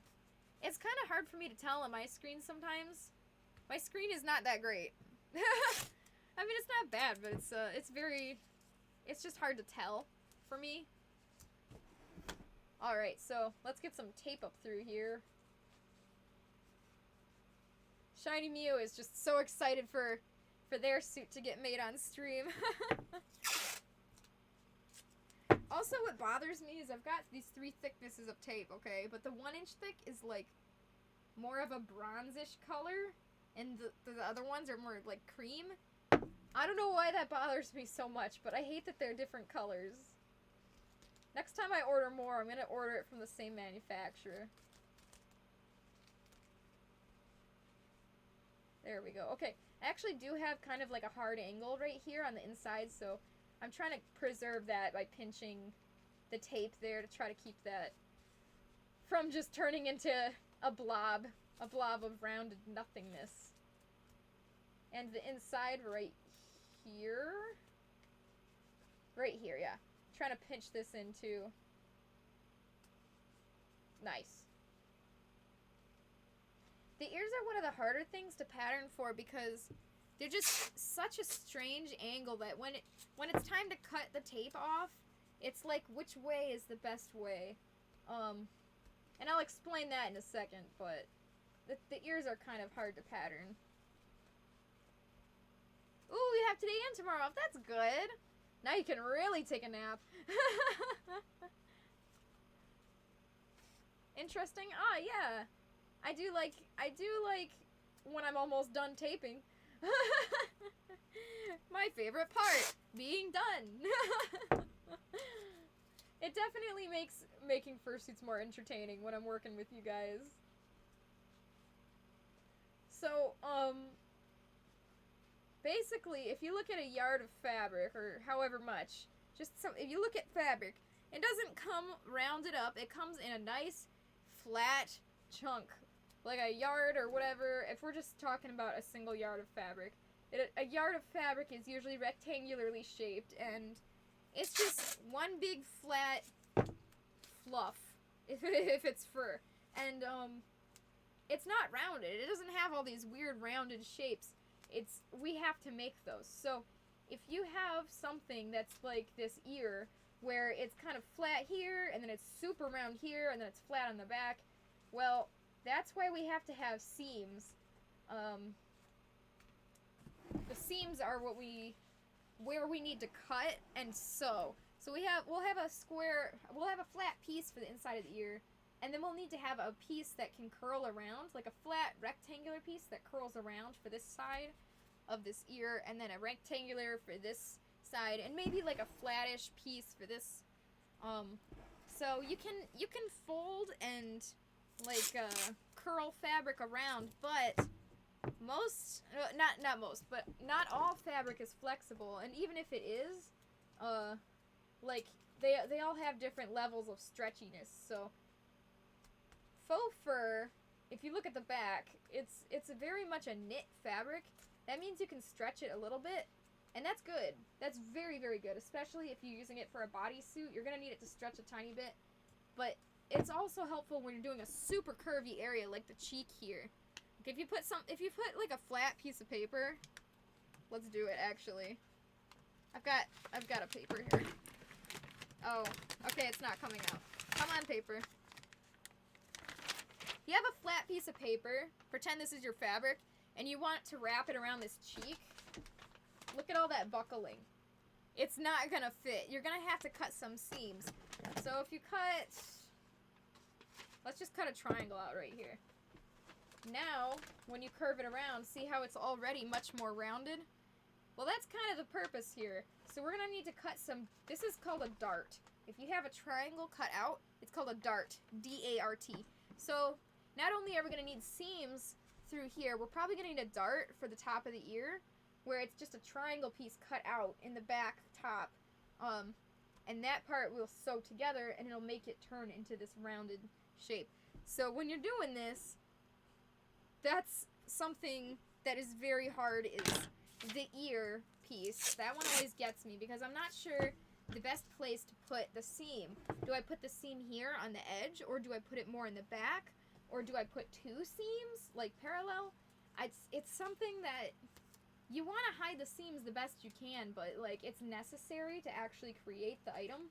So it's like, it gets me every time. I don't know why the ear in particular gets me every time, but I haven't found a way to make the ear have minimal seams that I'm okay with.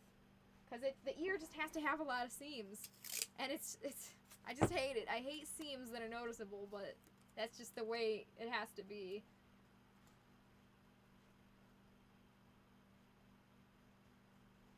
I love how this all started with, yeah, this part is great and super mindless, and devolved into, I'm so happy I'm streaming, this is terrible in 25 different ways. And the sad thing is, it's so true. Oh my gosh.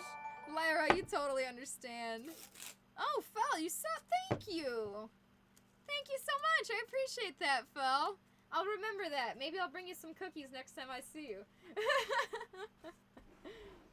Or maybe I'll make you, I'll not make you go to Bronner's with me. How's that?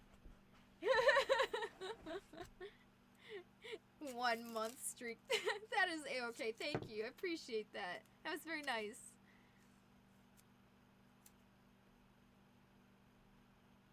Hopefully that explains the point of the tape. There was a lot of speaking. I kind of just got carried away. I'm sorry. I tend to do that.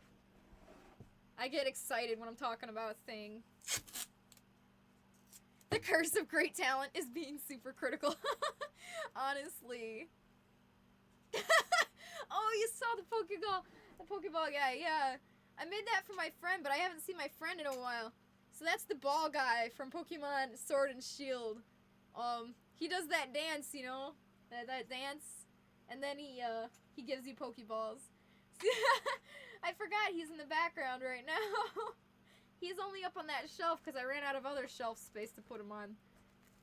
That's so funny. He's just standing there, menacingly. He's just watching. Yeah, I love Ball Guy. He's so cute. He's just chilling.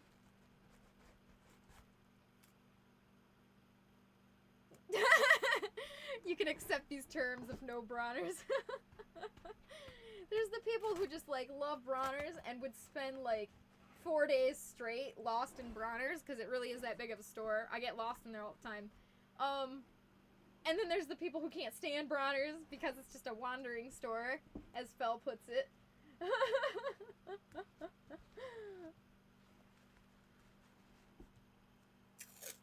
It did. Okay, great. That's good. I'm glad that made sense. I know it was a lot of... I was just talking a lot. Sorry. Time to grab some yummy food. That's great. All food is more yummy when you're on break. Because you can just sit there and enjoy it and not have to work.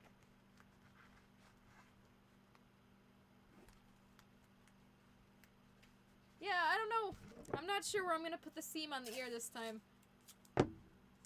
It also depends on... Okay, so when you're designing the seam... Like, when you're putting the seams and planning out where you're going to cut and put which fabric, the other thing you got to keep in mind is the colors. So if you have a color scheme where the front here of the ear is like one color, but the back is a different color, well, that's awesome, because that will hide a seam, because you're going to have a seam there because there's two different colors, right? So now you don't have to cut a seam because it's already... I hope that makes sense. Like, if you have a ear tip that's blue, like Figby here, he's got the blue ear tips, so I didn't have to cut specifically right back here to give more, like, leeway, because I was already going to have a separate piece here because it had to be blue. So sometimes it's just built-in seams, and that's awesome. But you can see on the back here, there was so much curve, I actually had to have a seam right here. And you can kind of see it. It's kind of pretty hidden. You really can't see it that well. There's actually a seam on the back of the ear right here, too. Somewhere here. I can't touch it. It's backwards for me. Yeah, right here is the seam. So I don't like it when seams are visible, but again, it's just part of the nature of the beast, I guess. But if you can hide it, or if you can use the color of the design of whatever you're working on to hide the seam, do it. You're on lunch. Oh, nice. I would like to get some food. I'm starting to get hungry. I had some ramen earlier and it was really good, but now I'm hungry again.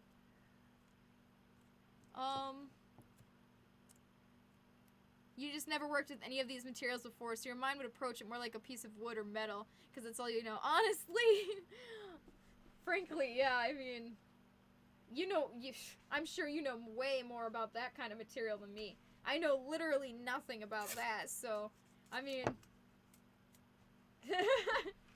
call me easily impressed or whatever, but, I mean, being able to know how to work with any kind of wood or metal at all is also super cool to me, like, nice. Yeah, they're very different materials, for sure. Alright, I'm trying to get this curve around the ear here. I have to get that piece just right, and I might need to cut some pieces to make it shaped correctly. Come on. Okay. Yeah, it's kind of hard to see in there. It's like the inside of the mouth. It's hard to get to the inside of the ear area and just line up your pieces just right. It's just hard. That's the best way to put it. It's not easy. Okay. So we've got the bottom of the front of the ear taped up here. The top of the ear it's easier. It's a lot easier because at least you don't have to deal with it being buried on the inside. Like the inside of the ear is like with the mouth, it's just kind of, they're both hard spots to deal with, and the bottom of the ear down here is hard too because you got to get that rounded shape of the tape. So I got to keep cutting pieces to like fit. Again, maybe I should bring the camera closer. I always forget. I gotta move the camera so you guys can see better. So yeah, I gotta get this piece in here. There we go. Okay. So now, let's see. Let's do the top of the ear, and then we'll do the back. Not like it really matters which is which one we do first, but we're already almost done with the top of the ear. And I'm using the thinnest tape I have for this because it's so rounded that I'll lose detail if I use a thicker tape, so none of that. There we go.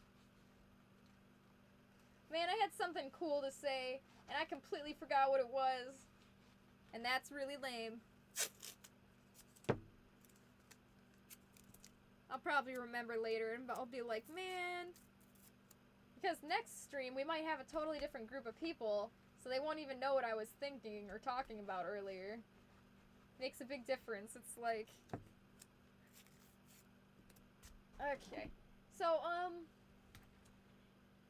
if you've ever built with Legos before, whether you've built on your own or if you've built like a set of Legos, you'll know that the best way to make the Legos strong is to make it interlock.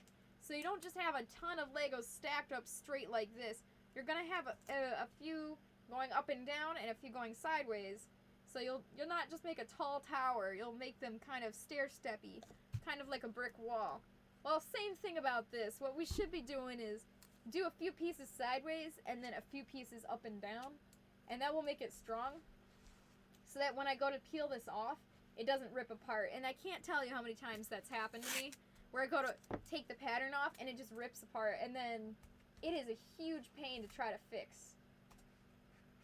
But instead of doing that, I forgot, so I just did a ton of horizontal lines, and I'm just going to put a few vertical tapes on top, and I'm going to hope it holds tight enough. Hopefully. Because, yeah. When I start taking it off, if it starts ripping apart, I'll add some more tape to hopefully keep it in shape, because we don't want it ripping apart, because that defeats the purpose of making a pattern if it doesn't give us that pattern. Did you ever have snow there? Yeah! In fact, CloverCam, this is my window cam. You can't, oh, wow. Yeah, you can't really see it that well, but I've got lots of snow. Well, not lots, but enough. Cool, huh? That's another thing I will miss if I have to move south at some point. I will miss the snow. I love the snow. There's always tons of snow in Michigan. I mean, a lot of the time it just turns to slush because, you know, cars driving through it and such, but, like, snow is awesome. And I love when there's snow for Christmas. That's my favorite. Yeah. Michigan gets a lot of snow. And I'm not in the Upper Peninsula. I'm in the Glove somewhere, so it's like, I know the Upper Peninsula probably gets more snow, actually, because they're further north, but yeah, we get a pretty good amount of snow every year.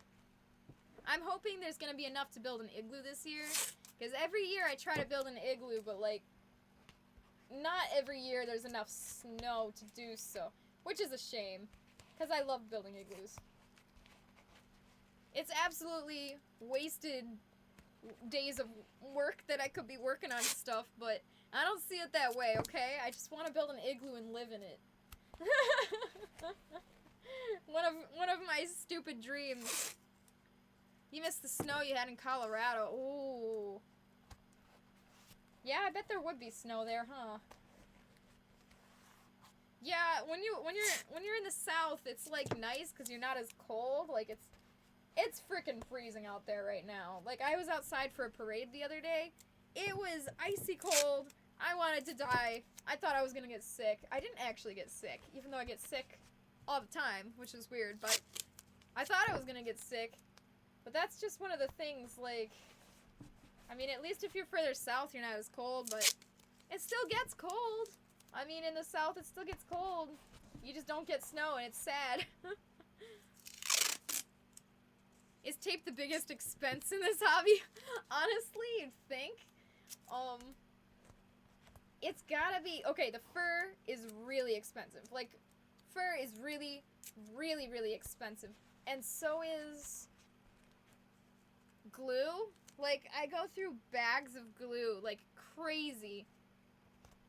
But I gotta say, I think foam is the most expensive. So the rolls of foam that I use to build these, to build the shape out of, that is like, they're like $17 a roll, and they're only like, big, I don't know how to explain it. What's the measurement?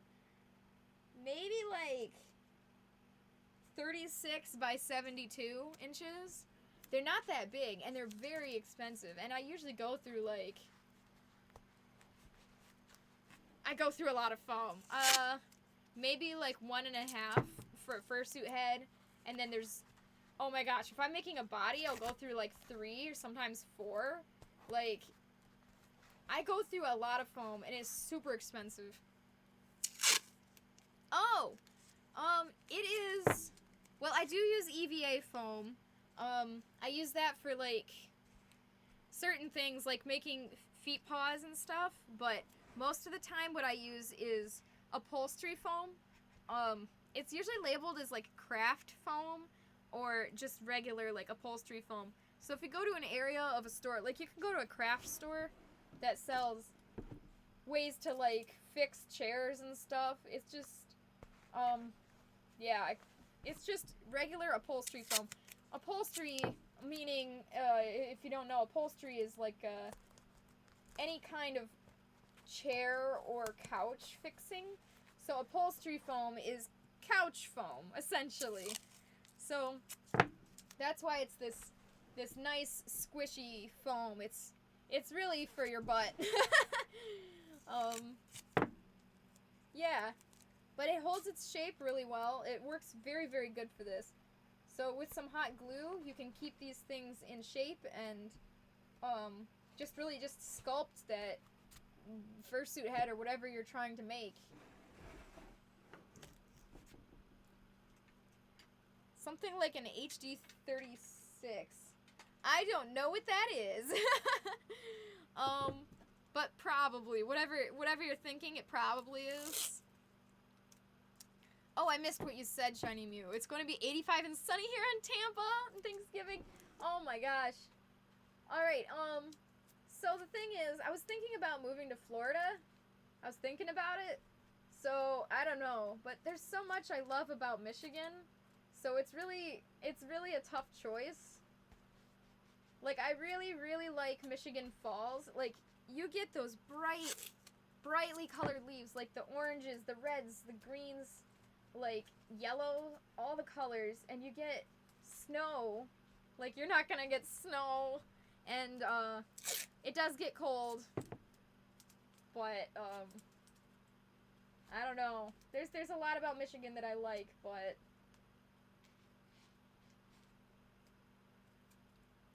Yeah, I mean, if it's gonna be flippin' 85 and sunny, it's very, very cold here. I think that's very funny. I think, at least, I thought it was gonna be kind of cold for you guys, at least, but I guess not. Like, it is winter after all. I really thought it'd still be cold for you guys. Even in Florida.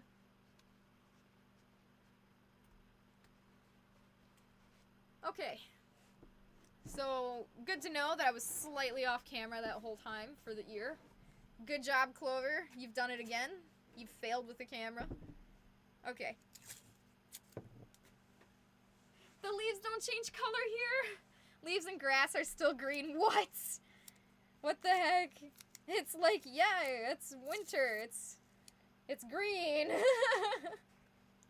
Imagine. That's so wild to me.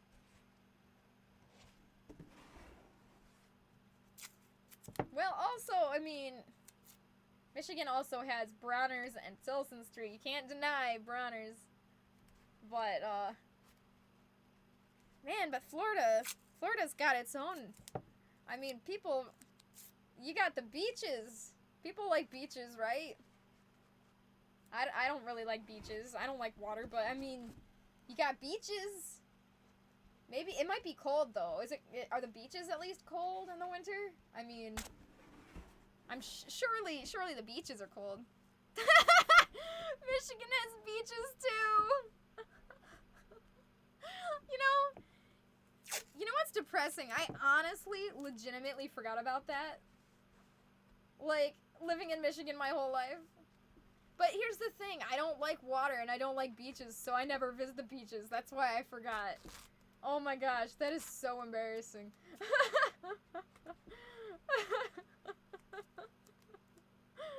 Oh man. I don't like beaches. I would much rather hang out in a forest if I had to go outside. But I don't go outside, so... I mean, I'll go outside to build an igloo, maybe? I don't know. I don't really go outside for anything else. Okay. We've got the ear taped up. Got the face taped up. And the back of the head. We're in good shape right now. We've got the nose. Now we gotta do the neck, and I hate doing the neck. Ugh. Okay. Me either. We got Lake Erie, but we don't talk about that beach. Honestly, a lot of the beaches are like freaking toxic anyways. It's like you gotta find certain spots that you can even go in. It's like we have beaches, but do we really? Okay, so usually I'll put the tape right up to the edge here. This one has a bit of thickness, like kind of a ½ inch thick. I don't cover the thickness of this back area. I will go down to the bottom of the cheek, but this thickness area I leave away. This is the rim I stop at here. So, let's do the neck. I'm gonna pull this liner out of the way the best I can. We're gonna grab some tape and let's do this. Fell. No, we have sandbars that are called beaches. Honestly. Okay, that's like probably the best description ever. Honestly. Freaking just sandbars. Yeah, Fell. I used to live with Fell for a while. We were roommates. He is in Michigan. We're Michigan buddies.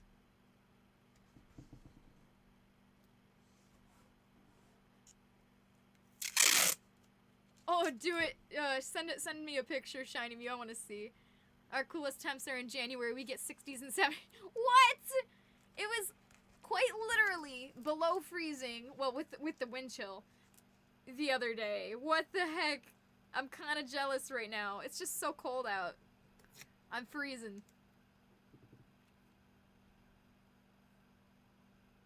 Are you going Black Friday shopping? You know, I don't usually go Black Friday shopping just because I have no one to go with. But if I did have someone to go with, I would totally be all on that.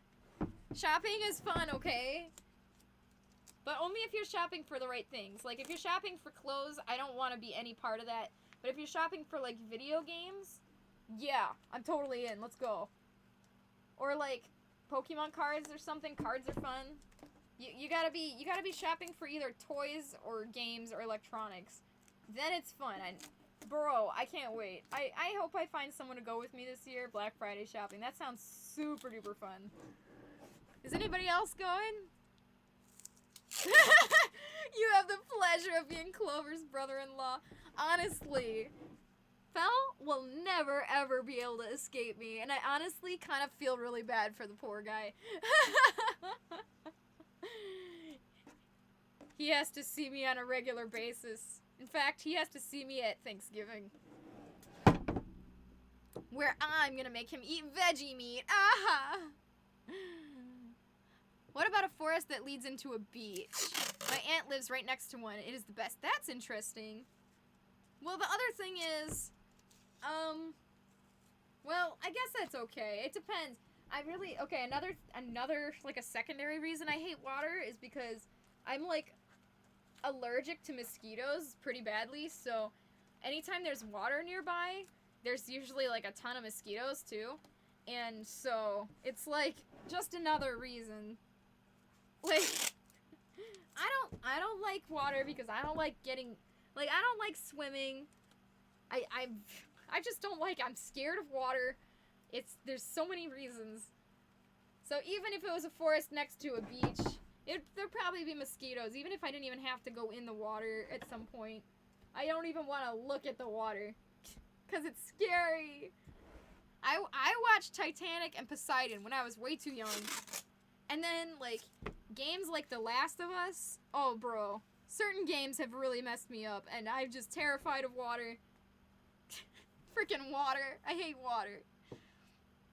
That's why I was so angry when New Horizons, Animal Crossing New Horizons, was on a beach. I wanted it to be in a forest, like the original Animal Forest. I was like, man, I can't believe they're forcing me to live on an island with water on all sides.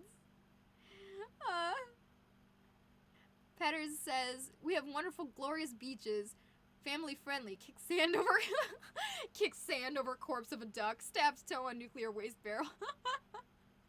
Honestly, all the beaches these days are so nasty. It's terrible. Everything is just so toxic. Shopping is fun. Looking at the cart total is not. Frankly, I try not to look at the cart total. Yeah, no, you're right. That part is bad. The part where you pay is bad, but looking for and through stuff is really fun. Shopping is fun. Not understanding why you're having trouble buying a house. Seriously. Honestly, that's my main problem. I just live too I live too frivolously to be able to move out on my own, because I would have to stop living frivolously. Like, and I can't do it. Like, my PS3 broke the other day, and I'm very sad about it. So what do? Probably gonna have to get it repaired, and or buy a new PS3. I mean, I hope not, but if I wanted to move out on my own, that's something I probably would not be able to afford. So it's like, there's a real world example of why I can't move out. It's because I'm spending my money on things that are not housing. And it's my own fault, really. But, like, I have to decide what I want more. And I guess it's just me and my Pokemon cards and my video games. I don't usually buy new Pokemon cards, though, because those are expensive. I usually just play the video game, but, I mean, once in a while, I do buy new Pokemon cards, and they're expensive. I should probably learn to just not buy stuff ever again. I'll stop buying stuff. Felt that I'm making you eat chicken. No! Okay, at least chicken smells good, though. I'll admit, bacon smells really good, but I accidentally ate a chunk of bacon once, and it tasted awful. So, there's that. Wait, y'all got mosquitoes? I'm pretty sure our water is too toxic for them to live. Honestly, mosquitoes suck. It's probably because you probably have moving water, Like, anytime you get stagnant water is when there's mosquitoes, but, like, whew, I just got jump scared. Oh, thank you, Kylie. Thank you. I appreciate that. Thanks for the follow. The heart right in my face. Time to play BioShock, then. Is that a trick? Is there a lot of water in BioShock, or is there absolutely no water? I actually don't know anything about BioShock at all, but the fact that it's called BioShock is probably a really scary game. I don't know. I don't know if I can... I mean, I was terrified by Venom, like the movie Venom, which was supposed to be a PG-13 film, so I don't know, man. Not the PS3, I know! I'm so sad about my PS3. I was playing Skylanders, of all games. Just freaking Skylanders, and it hard crashed. Like, it hard crashed, harder than any console I've ever had crash. And it fried the motherboard. And, I did try to get it repaired once already, but the person was like, the motherboard is fried, and you'd be better off buying a new one. And that was sad. So, it's like I want to get it repaired, but it's probably more likely I just need to get a new one. I don't know, but I'm really sad about it, because I haven't been able to play any of my PS3 games. And, as I was mentioning earlier, one of my favorite games is Uncharted, the multiplayer of Uncharted, which is only on the PS3 version, so I'm missing my PS3 right now. Phil, mosquitoes suck, get it? Phil, you're fired. BioShock takes place completely underwater, pretty much. Same with Subnautica. How dare you even suggest that to me? You are so evil. That is terrible. I could never. Just that one scene from, like, The Last of Us. That's one of the scenes that, like, really, I was like, why am I? I wasn't even playing the game myself. The game is too scary. I wasn't able to play that game. I was watching my friend and old roommate play it. Well, I watched in the corner, scared. And during that scene, I was literally in a ball, under a comforter, freaking out. I couldn't handle it, man. I do not like the water. The later ones, though, takes place on land. I mean, that's already a step in the right direction. But the fact that they already have one that was not on land, shame on them. Everything should be on land. Alright, we're actually almost done here. I'm just gonna put a few more pieces of tape to make sure this thing is actually sturdy enough to be peeled apart. And then we can start writing all over it. The best part. I don't know if I'll cut it off on stream though, because I'm starting to get hungry, so I don't know. I don't think I have too much time left. There we go. Cool. Cool, huh? Nobody knows what I'm talking about. Anybody ever play the old Zelda CDI games? And Link is all like, you can watch me do the duck walk. Cool, huh? I'm so sorry. Nobody ever knows what I'm talking about. I mean, maybe with enough people in chat, maybe someday one person will know, but... Ooh, okay. Thank you, Shiny Mew. I will look at that in just a moment here.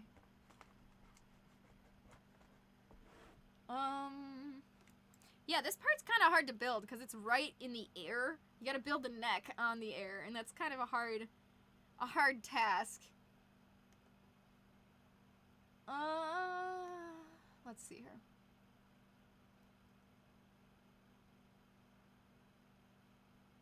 That is not what I was looking at. That's the DM from that same person. Pictures, probably? Cute. Whoa. That is amazing. Bro, what a nice place. You live there, bro. That's awesome. I forgot, you guys have to have stuff screened in because of the alligators or crocodiles or whatever, right?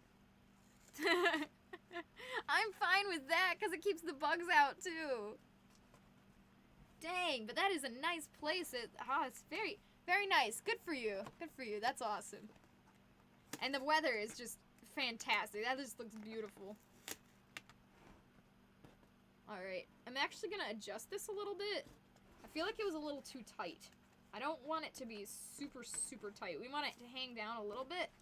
Because if it doesn't, you're going to have this nice fursuit head with this tiny, tiny neck, and you're not going to be able to put it on. My armored game takes the opposite route. We have small rivers and such, but have a mission of driving past an erupting volcano like water and molten rock. Bro. That's scary too. I can handle lava, but you just gave me the idea of somebody drowning in lava, and I don't like that. Oh. Okay, I just had flashbacks of a nightmare long past of when I used to play Minecraft a lot, and I remember drowning in water and lava. Dear goodness me, I just had war flashbacks. Thanks a lot for that. Oh my gosh. I'm horrified right now. I completely forgot all about that. Frowning face. I am currently a crying emoji. You only played the original Zelda. Yeah! Okay, I played Ocarina of Time until I got to the water temple. And then I stopped. Shocker, right? There's just some media that I just can't do, man. Anything that's scary too. Anything that's, oh my gosh. If you have something that's scary and the setting is water, that's like a double whammy. Get me out of there. Alright, this looks pretty good. Again, make sure the neck isn't too tight. You gotta have it, like, basically just come straight down. Oopsie. Okay. Alright, now, if you look in here, there's kind of like a gap. And this is not good, actually. I don't like this gap here. I'm gonna cut this, and I'm going to add some more tape to fix it. Because I want this jaw to be nice and flat. The jaw was kind of hanging down. That's not the way I wanted it to go, so. Okay. Woo! Just dropped that. That was very scary. Okay. No snow for us Floridians. It's so sad. That is definitely something I would miss. I mean, I've never been to Colorado, but, I mean, more likely to have snow there than Florida, I'd say.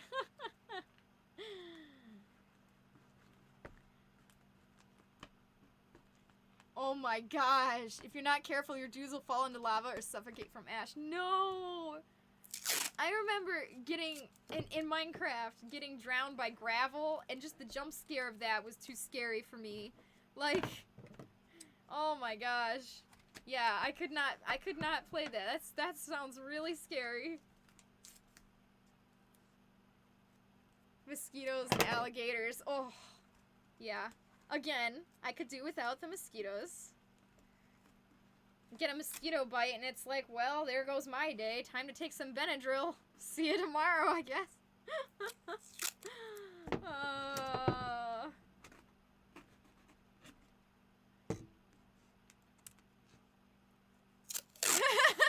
You don't like water and scary things. I am going to get banned from the stream at some point. I know, you just like the scary things, Lyra.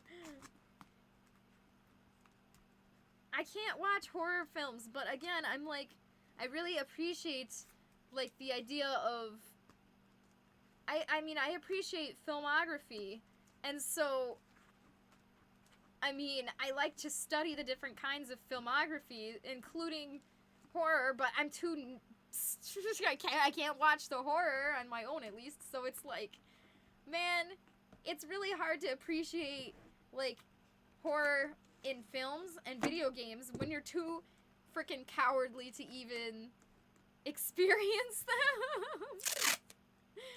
That's why I just need to go with somebody else. Like, I've always wanted to go to, like, a haunted hayride or something for Halloween, but, like, I never went because I need to go with the right person. Like, somebody who's willing to let me, like, freak out and grab them. Oh, that's a funny story. Okay. So I talk about Cedar Point a lot. It's an amusement park in Ohio, and it's very close. It's only a few hours drive from here, so we go all the time. And I brought my brother to the Halloweekends event, and it's basically just like the park open regular, but it's decorated Halloween, and they have a few, like, scaring people that run around. Some of them are in, like, rollerblades, and they go super fast past you, and some of them have, like, axes, and they come at you, and it's really, really, really, really, really scary.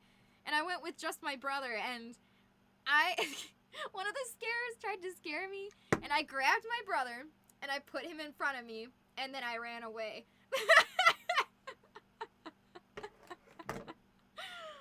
Oh, yeah. Good times. Good times. Yeah. So I will definitely, I need somebody to be my meat shield, and, yeah. Fear is awesome. No! I've never heard of that, but it sounds scary. There's, like, I don't know how to explain it. I'm, like, really bad at explaining this. There's, like, scary, and then there's, like, things that are, like, kind of spooky and more, like, adult-themed, like, bloods and stuff, like, bloods and scary things, like in Skyrim, how there's, like, the zombies, like the Draugr and stuff. Those are kind of scary, but, like, I don't like things, I mean, I'm talking, like, actual super scary stuff. Like, there's a difference between, like, creepy and scary, you know what I mean? But I don't know how to explain it, but it's like I can kind of handle creepy. I don't really like it that much, like, creepy themes, but, like, scary. Scary. Wow. Okay, now you've piqued my interest because I really like retro games. Is it a DOS game? Man, if it's a DOS game, then I'm gonna have to check it out. Okay. I was worried this was gonna peel up because all the tapes were facing this way, so I put a single tape going up and down. Hopefully that holds in place. I think I'll slap one more tape going across this way to hold it in place. And then let's start drawing. I'm actually gonna use a pencil this time, because I usually use a pen, but the thing is, like, on stream, I can't focus as well, so if I mess up, I have to, well, it's just harder to fix. So I'm just gonna use the pencil this time. You said 18-year-old, not 38. Dang it! Oh, it's a PS3. Dear Lord. 18-year-old is a PS3 360. Are you freaking kidding me? I feel like I'm 90 years old right now. How in the world is that generation of game? Oh my gosh. What the heck? What does this world come to? I can't believe it. Alright, so what we're gonna do now is we're gonna draw the cowl. C-O-W-L. That's how it's spelled. And that is this piece that goes around the neck here. So you might be tempted to try to make this back part right here like a flat. I would not do that. I would have it be rounded through and through. And you actually want it to kind of end at a slightly downward angle. And the reason for that is if you mirror it over, if you tried to make it flat, what's probably going to happen is it wasn't flat, and you'll probably end up with something that goes like this. Down the curve, and then up, and then a curve here, and then down. You don't want that. You don't want something that curves up and down like that. So if you have this curve going down the whole way, then when you mirror it over, this will be the lowest part, this bottom center. And that's exactly what you want. You want the bottom center here to be the lowest part. So this is a little bit easier with a pencil, because now I know I can erase it. I can be a little bit less stingy with the way I throw my lines out there.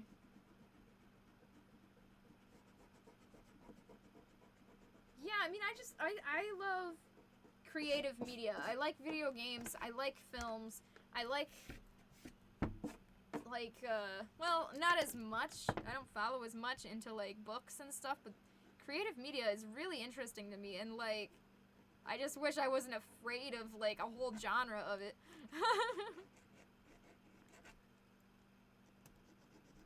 Okay. So here's this line. I usually stop and do, like, a straight line. Well, not straight, but I follow the curve of this shoulder right here. Yeah, there we go. Okay. Now let's do the front here. Ooh, we've got a whole book here. You were pre-playing it on Steam a few weeks ago and forgot how good it was. Came across a squad of 5 enemies. 3 came straight at you. 1 climbed a ladder trying to shoot me from a catwalk. Other 2 circled around, extending past their path by like 400%. 1 came from behind, the other came from a side hallway. And that was on easy difficulty. Oh my goodness gracious. That's freaking terrifying. Yeah, that sounds like some AI for sure. Definitely.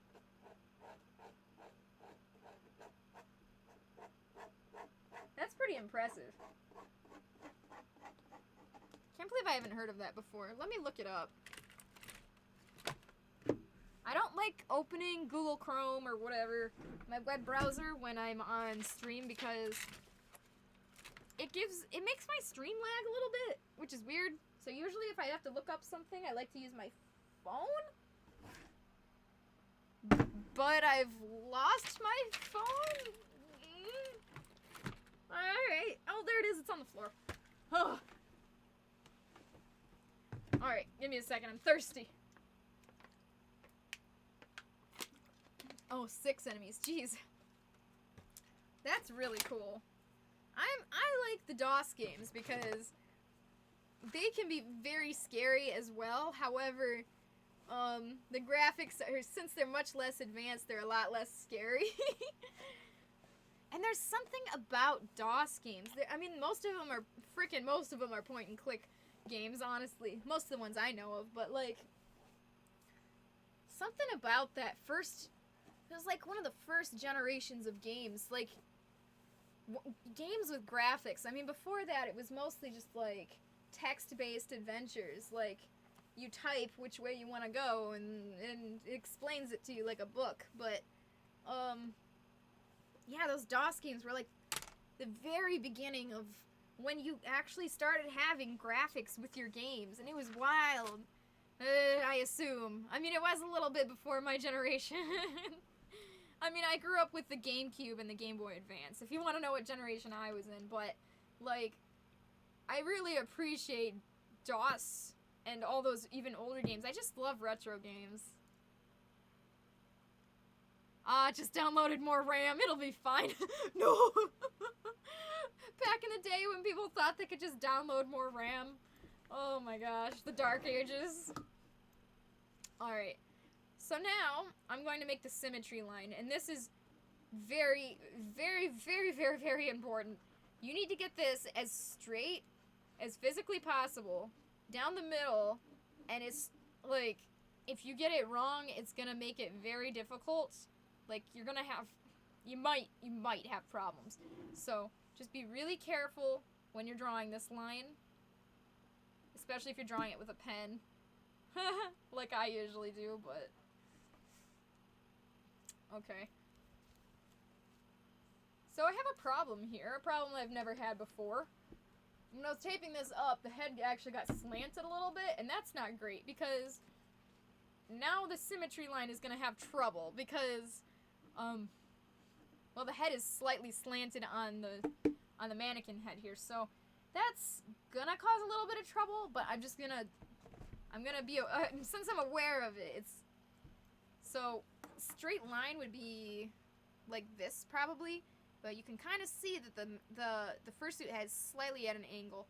That's the problem. So it's gonna make it a little bit harder. I might... Alright, it's fine. It's fine. I'm just gonna have to be really, really careful when I'm drawing the symmetry line for this. If you get it off center, you're not gonna die, but just be careful when you're drawing that line. So I'm trying to use things like the center of the nose and the center of the eyelids, like the eye holes, things that are like a very good center line to try to help me find where I need to draw that line. And most of this is already done because I put this piece of tape here to be the center line, but I did go over the center line a few times, like here on the nose, so I'm gonna draw this on there. I'm choking on fur! Ugh, I don't even have fur in here right now. Back in my day, I loved playing Nightmare 3D, basically a Doom clone but Halloween themed. Oh, that would be cool.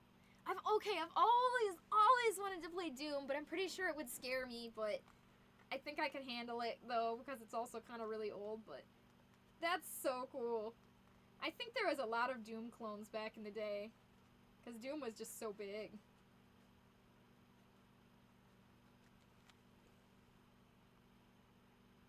Ooh, you grew up with an Intellivision? Oh my gosh. I was trying to explain to somebody the other day how I've always wanted to try an Intellivision, and they're like, the frick is an Intellivision? And I was like, okay, not just, but a while back, I inherited an Odyssey 2, and I was like, oh my gosh, this is the coolest frickin' thing ever.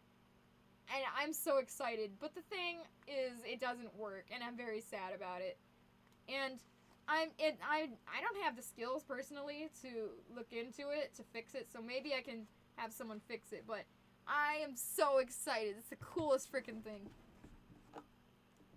I was trying to explain what the Odyssey was to my brother, who is a lot younger than me.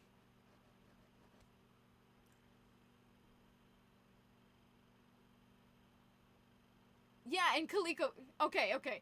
I was like, Intellivision and Intellivision. Yes. Yeah, ColecoVision. I was trying to say... I mean, there was a lot of different companies making gaming and computer console things back in the day. Like, Magnavox Odyssey was one of them, too. Like, that was... I mean, obviously, most of those companies are, like, defunct now, but, like... Imagine back in the day, there's just so many different people making technology. Which one would you even go to? You got this! Doom Eternal is your favorite game to this date. Really? I want to try that. I mean, it sounds fun. It sounds a little spooky, but I think I can handle it.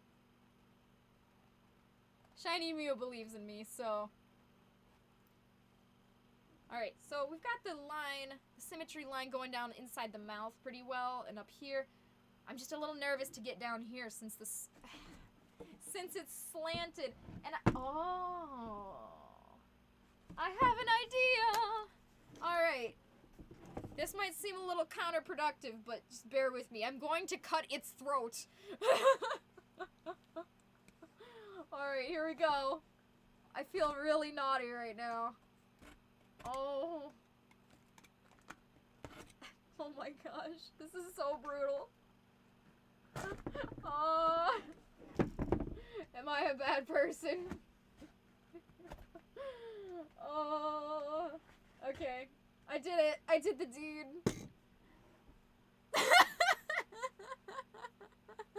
I am going down.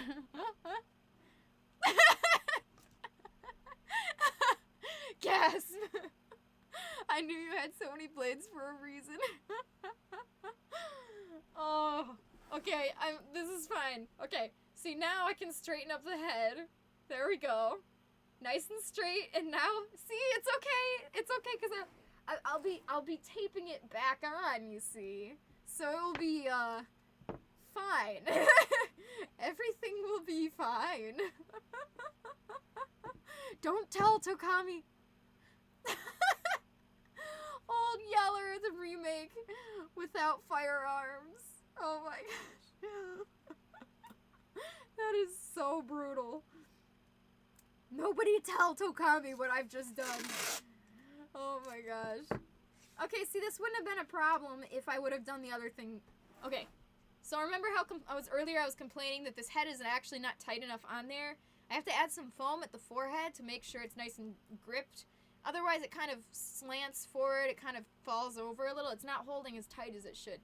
If I would have fixed that first, this wouldn't have been a problem. It would have been nice and straight. We wouldn't have had this issue.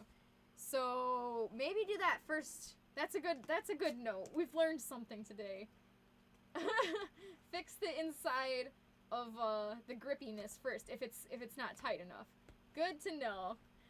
Otherwise, you're gonna have to decapitate a fursuit head, and you're gonna feel really guilty about it later.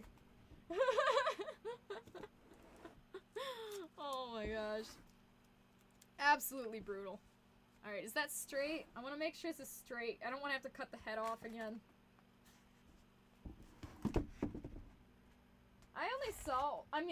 I know about Old Yeller, but I only saw it when I was really little. Why would I watch that when I was little? There was some stuff that... I mean, most of the stuff I watched when I was little was, like, just Disney movies, like Toy Story and all that, but, yeah, I don't know. There was some things, like, why would I watch that? Okay, is this straight? This is very important. It is straight. That's good. Yes! Guilty, she says. Next, she'll be grabbing the cheeks and shaking violently, saying, I am the crafter, obey. That is right. I am your master, your leader, your ruler. That's what Plankton would say. Alright, I can see why this was a problem, because now it's... I know what I need to do, honestly. Give me a minute. Ugh.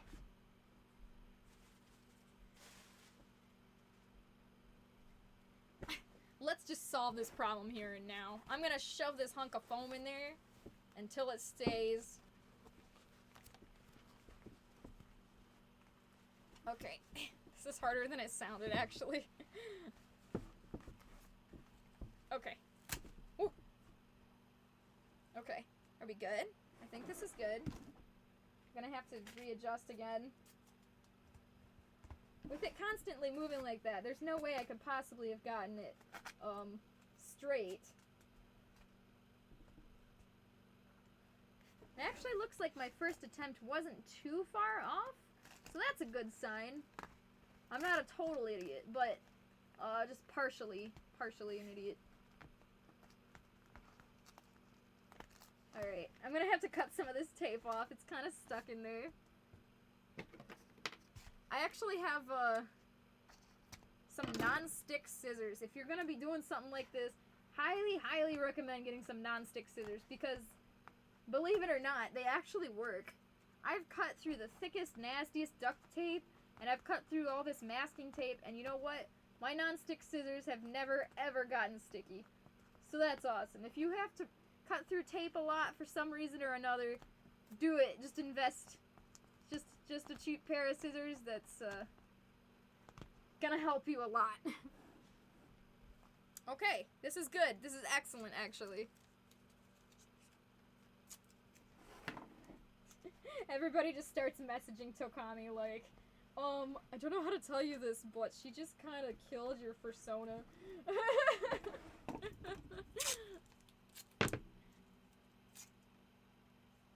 I actually need a new scissors bucket because it's full, and I actually need a new blade bucket because that's full too. I just have too many blades, and yeah. Alrighty, let's try this again. Well, hang on. Actually, we're not quite there yet. You know, what I kind of really want to play with right now. Okay, Sega Genesis, that game, that console.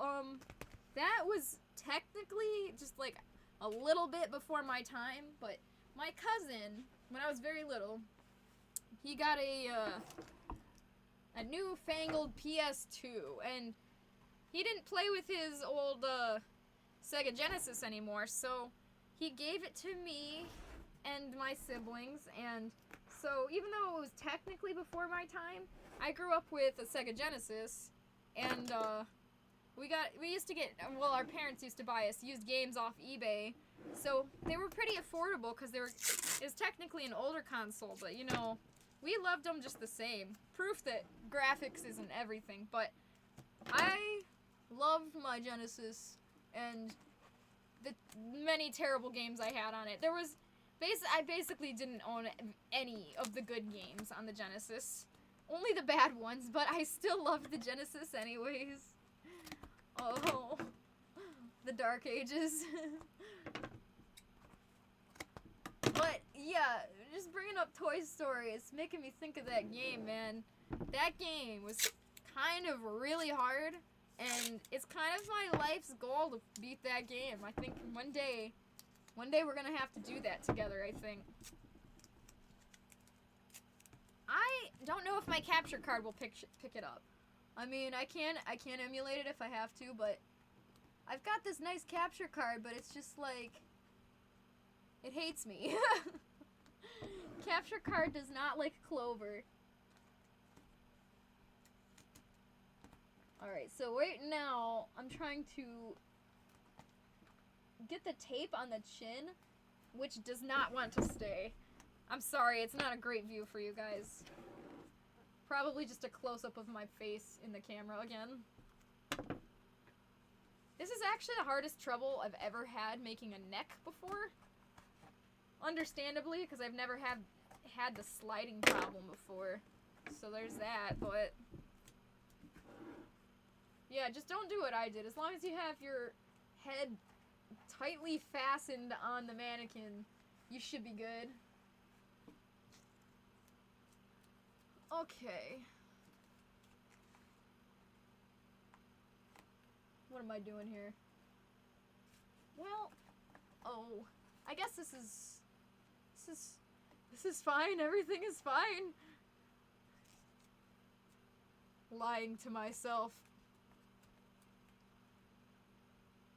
I don't know what I'm gonna do about Christmas.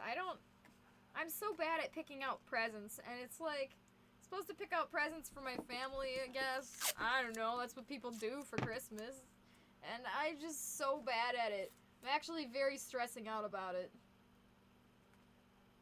Like, Christmas presents every year to get me. I guess maybe it would help if I, like, knew more about what my family liked, but if you don't have the same interests as your family, it makes it hard to, like, know what they would like. I don't know. It's like, what is Clover like? Well, I like art, and I like video games. I like retro games and Pokemon. Well, what if you don't know anything about that? What if you literally don't know anything about that? Well, then it makes me kind of hard to shop for, don't you think? So that's the problem I'm having right now. I just don't know much about the interests of my family, so it's like, maybe I should just outright ask, what do you want? Because I don't really know what to get anyone. The fact that I'm actually stressing out about that.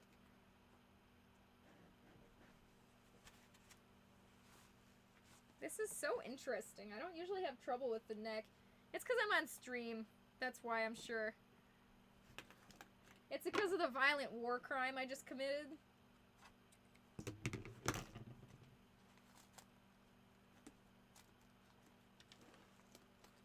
Alright. This is just a moment of all time, if I must say so myself.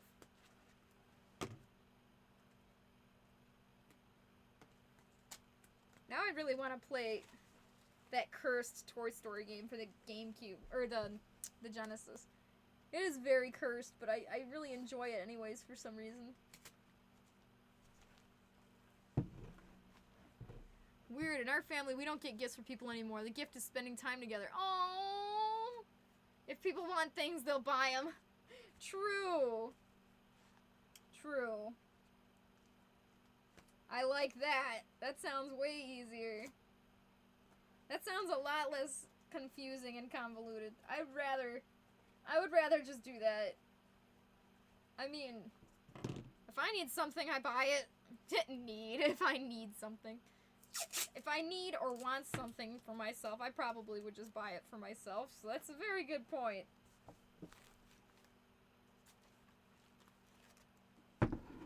Okay, this is just, I'm gonna have to go, I'm going down. I need gravity to hold this in place, and if I pick it up, it's not gonna hold the way I need it to, so. That is such a sweet sentiment. Honestly, that's how it should be.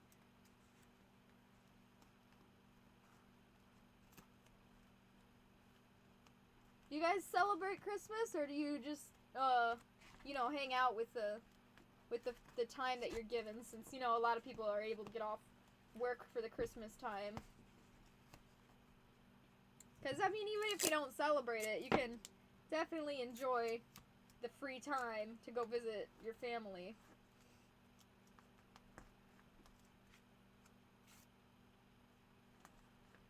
I'm kind of shocked how much trouble I've been having with the neck today, but, I mean, it's understandable given the issue I just had, but dang. My birthday gift is my mother cooking me one of my favorite dishes. Oh, that is so sweet. That's really cute. How good.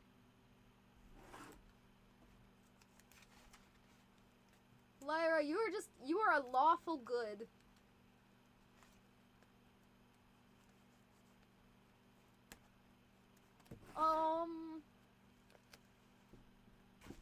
Man, I'm so bad at this. Why am I so bad at my job? Everybody's just watching me struggle. They're like, maybe I shouldn't pick CloverCat. She seems kind of stupid. Honestly, I wouldn't blame anyone. So if you, what's your favorite dish? What's the dish you have her cook for you? I want sweet potatoes. Those are, I love sweet potatoes. That sounds really good to me right now, actually. It's just kind of what I want. Mac and cheese is my favorite food, though. I live on mac and cheese. But you all knew that, didn't you? There's so many people working different days, and since the end of the year is usually very profitable, we find a week in December, and that's good enough. Oh! You're neutral good. You should see how I name my Pokemon. Oh, that's funny. Understandable. I can understand that. Alright, I think I fixed it, guys. I fixed our problem. We're mostly doable now. Well, I'm just glad you guys are able to even get a week together. That's pretty good. Some people can't even get that, really. It's really hard, like, especially if you live far away from your family and you have to travel. It is very, very hard because you need to waste time to travel, and that sucks. Time that you could be spending with your family that you never get to see. But you never get to see them because if you live far away. But even if you live close, it's like you never get to see each other.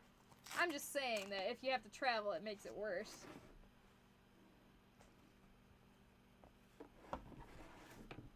Alright, I think we're good. I think we've got this.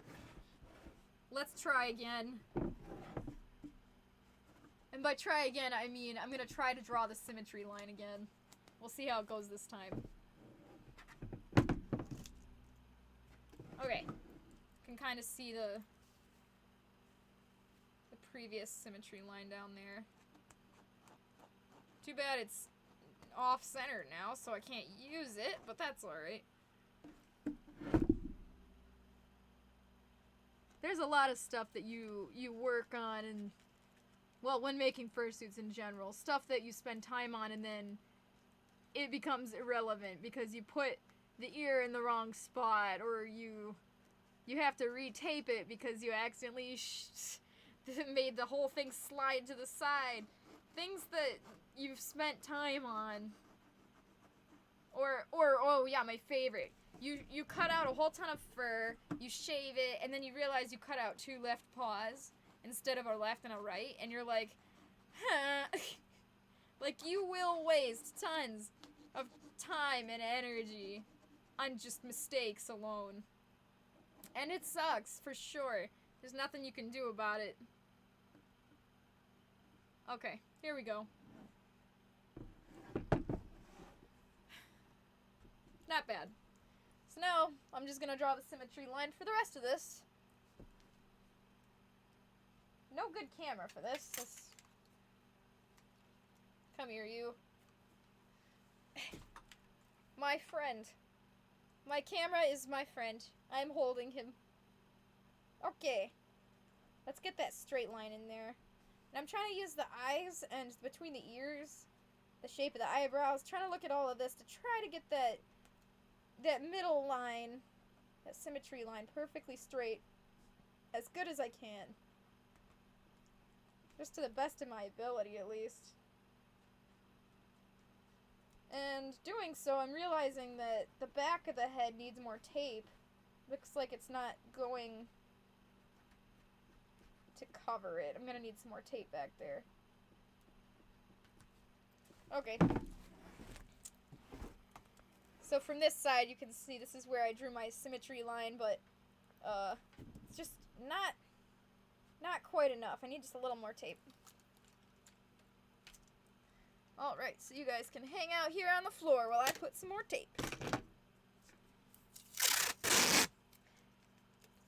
Oh, the dish is something I can't pronounce. Basically, ground beef cooked in tomato sauce under a layer of mashed potatoes and topped with a thin cheese layer. It's so simple yet so good homemade. Wow, that actually does sound pretty good. With veggie meat, I mean. But, like, yeah. I mean, I'm into that. That sounds pretty good. We have, like, veggie ground beef stuff that's called griller crumbles. It's really, really good. So, like, I could see that being really good. Nice. And, of course, anything with cheese is good, so I mean, you already had me at cheese. Is this the center? Okay, so there's this label here down here. This square that says about the name of this head, like this mannequin armature head.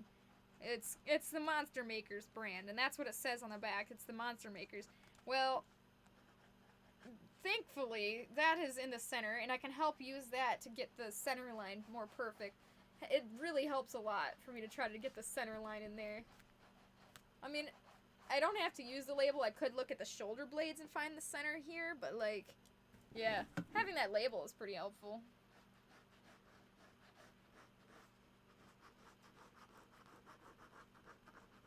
There we go.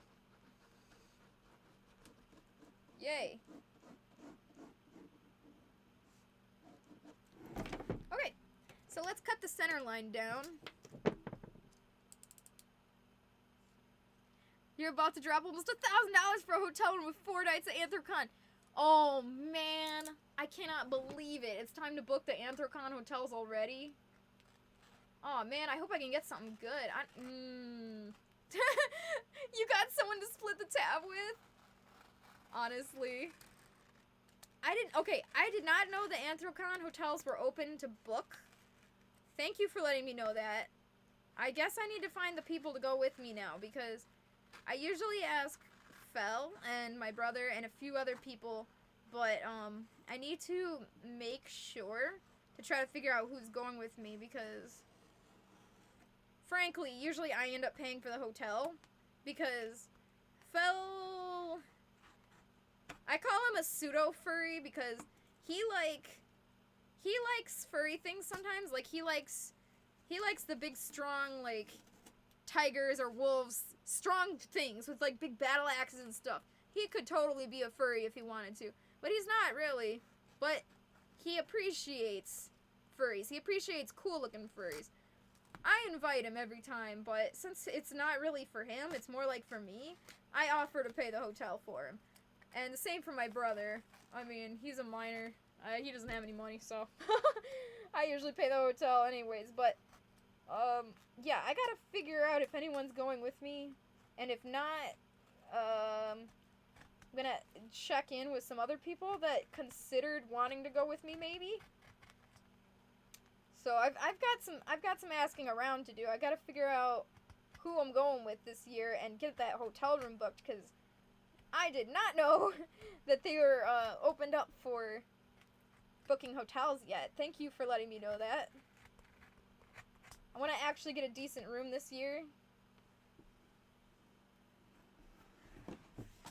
You're gonna split with split an Airbnb with friends, but my parents wouldn't let me go if I stayed with them.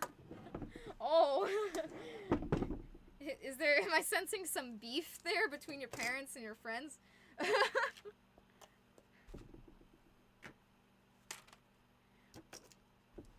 So right now I'm just cutting the symmetry line to make sure that the symmetry line actually looks good. You can do it after too if you'd like. I just kind of like to do this, the first part of making the pattern. That's just the part I like to do. But first, before I mark up the head with all the markings and stuff, it's just a little bit easier for me to tell where the symmetry looks and if it looks good or not.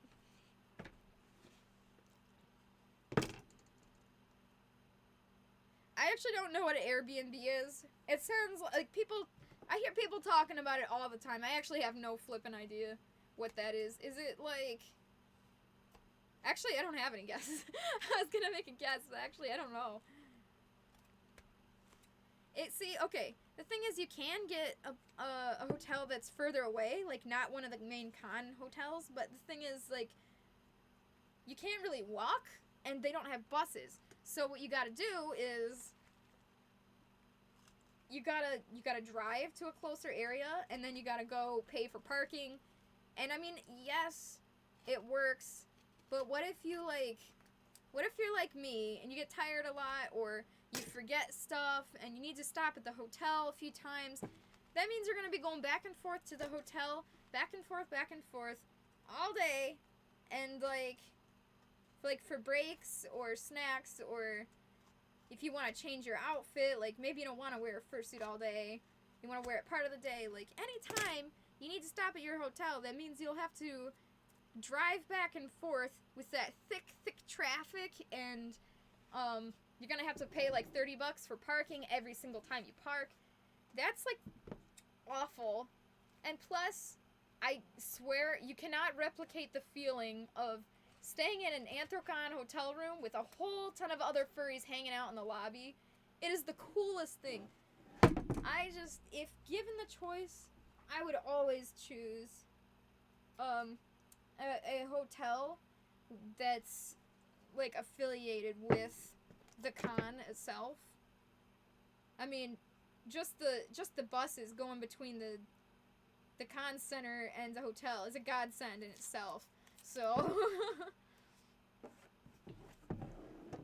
most hotels are either booked or over 200 already, or 300. Oh my! Seriously? I guess I'm a little late to that party. I'm late to that party. Dang. Well, that sucks. How dare Anthrocon be so popular? That really sucks.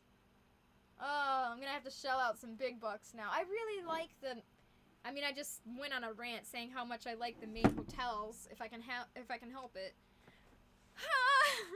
That's so sad. Oh, I'm gonna go broke.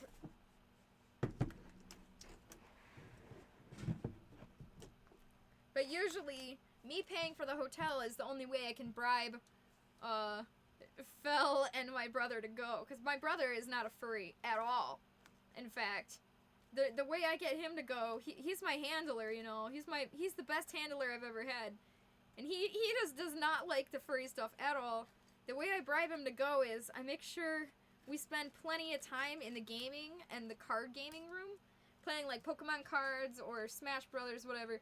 So he spends time with me, like being my handler, and I spend time with him, at the gaming rooms. And I also buy him like a souvenir from the dealer's room. Usually he'll buy some cool like keyblades or something. I don't know, whatever he feels like, really. Or sometimes he'll buy some cards. I've been talking about cards a lot lately. I'm not that huge into cards. I don't know why I keep talking about cards, but yeah, basically I make it worth his while to go with me, and then he is my fursuit handler. But I don't know if he can go this year because he's got a lot of like band stuff, so basically I end up paying the hotel by myself anyways every year. So being able to split, that must be nice. Airbnb is renting out a house or apartment from someone. Normally it's expensive, but you can fit more people because instead of one bed hotel room, you have like 4 rooms. Airbnbs are good if you have 4+ people.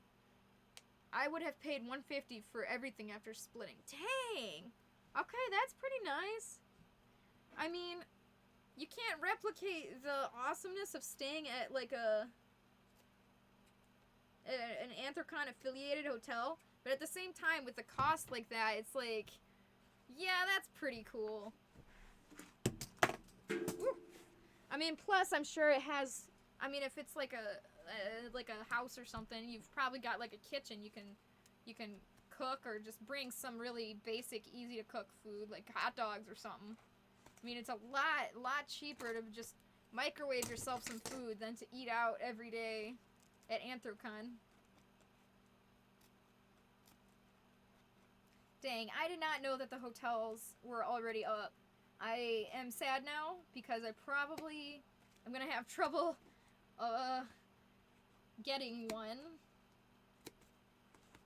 But I'll look into it. I gotta figure out who's going with me this year. I'm gonna have trouble because usually if people don't know, they're like unable to find out until kind of last second if they can go.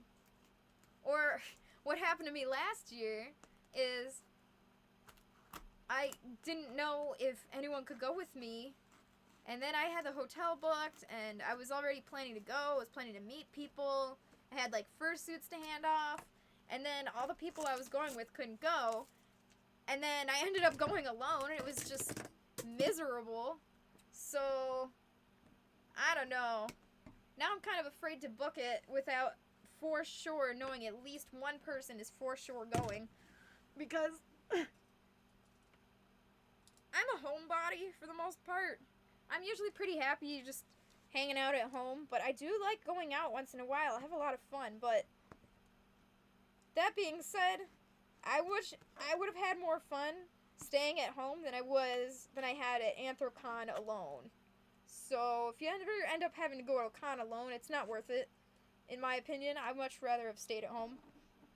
Given the choice, it was just a very expensive and depressing trip.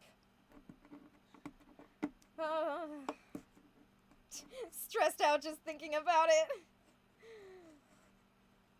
Yeah. It was just a very awkward time. We had a lot going on in the family. There's lots of stuff happening, and frankly, I just don't have a lot of friends in my area.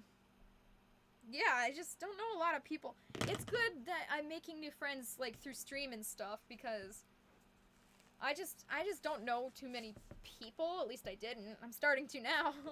But it's hard when you don't know a lot of people. And I'm fine sharing a room with people that I'm kind of an acquaintance with, but I don't like sharing a room with complete strangers that I've literally never chatted with before. So I think I have a few more options than I did before, at least. I have some people that I kind of know a little bit. I think it would be very fun. I'm looking forward to it. I'm gonna have to look into the Anthrocon rooms. I'm sure they're expensive now. If you're right with what you're saying, that the ones left are like 300 plus, I mean, it's about what I expected, I think, but that doesn't make it hurt any less. It's so expensive. Okay. So, while I was complaining, I managed to get pretty far on this. We have cut out the symmetry line, and now I'm cutting out this cowl area. And I'm just using my blade directly on this. I mean, I don't know if I should or shouldn't, but this thing gets scratched up all the time anyways, just from me working on it. And it's pretty durable. Like, this is the thickest plastic. I'm not really worried about damaging it, because I've already damaged it, and it's fine. Like, I don't think it's this one, but one of these mannequin heads, these armature, they're called armature heads. One of these armatures has, like, a really deep gash in it, and honestly, it's not been a problem. Oh, it's this one.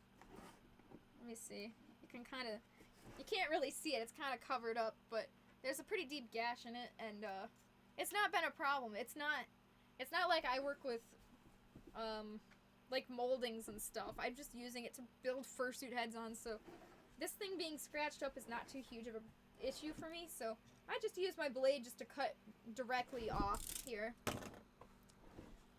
Okay, so I like the way the cowl is shaped. That looks really good. Let me angle it down for you guys to see a little better. Yeah! Nice. Okay, so now I'm going to check the symmetry. I'm going to angle this directly eye level to me. I'm going to look directly at it, and I'm going to just make sure that it looks symmetrical. We have a little bit of a bowing. It's kind of bowing in a little bit at the neck here, so I'm going to chop that to make sure we're not getting like a wavy pattern once we cut it off. There's no good way to cut this. I can't use my X-Acto blade because I'm pretty sure I'll slip and hurt myself, so let's not do that. Okay. A few more snips should do it.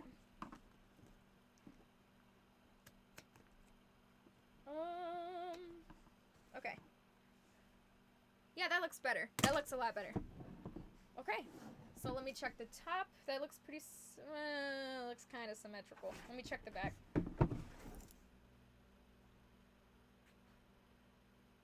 Yeah, okay, this is fine. I do need to add a little bit more tape here. The symmetry is very, very, very close, but me being the ultimate perfectionist, I want it to be perfect. As perfect as I can get it, so I'm going to go for that. There we go. Good. And the back, I'm noticing I just need one more piece of tape. It's just a little bit to the left. I just need to make it a little bit thicker to the right. That'll work. Yes. I am so pleased. You ever just do something and you're like, you know what? I did a good job, and you're just happy. I'm feeling that right now. I'm feeling pretty pleased with how this is coming out. Especially because it was messed up so badly earlier when I was trying to make the neck the first time, and it was angled so badly. Oops. Alright, so much better. Okay. So I put this at the edge. I don't need to cut it, but I do need to fix this little tape hanging off at the bottom here. Nice. Okay. So we've got the symmetry down. That part is harder, and I'm glad that's over. So now we can just start drawing on this. So I'm going to pull up the reference to the character, and we're going to see what design things we need to draw. So we're going to draw the colors and designs first, and then if we have to, we will add on extra sewing construction lines, like where we need to put some darts, where we need to put some slits or cuts, or just full-on lines, whatever we need. So this is good. I'm actually going to take a few pictures of this. This is usually where I like to take some pictures, make sure I've got a good proof of what stage what it looked like, honestly. Sometimes it helps. It's fun to look back on it later, and also I forget, but people like to see pictures of their fursuit getting made. I just forget about it a lot, which is bad. You got the hotel! Good! Rip your checking account, I know. I'm pretty sure I'm gonna go. I don't know who I'm going with, but I'm pretty sure I'm gonna go. And I cannot wait to see you there. Oh my gosh, I'm so excited. That's the one you need your fursuit by, right? Because I can probably, if you want, I can just bring it in person.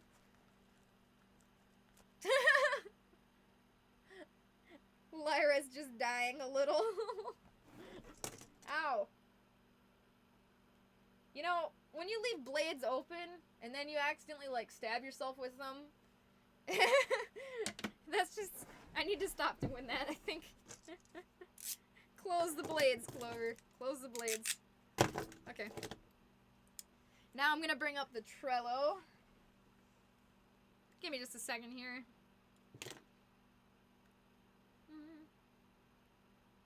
Man, I really want to eat some kind of food, actually. I'm just hungry in general.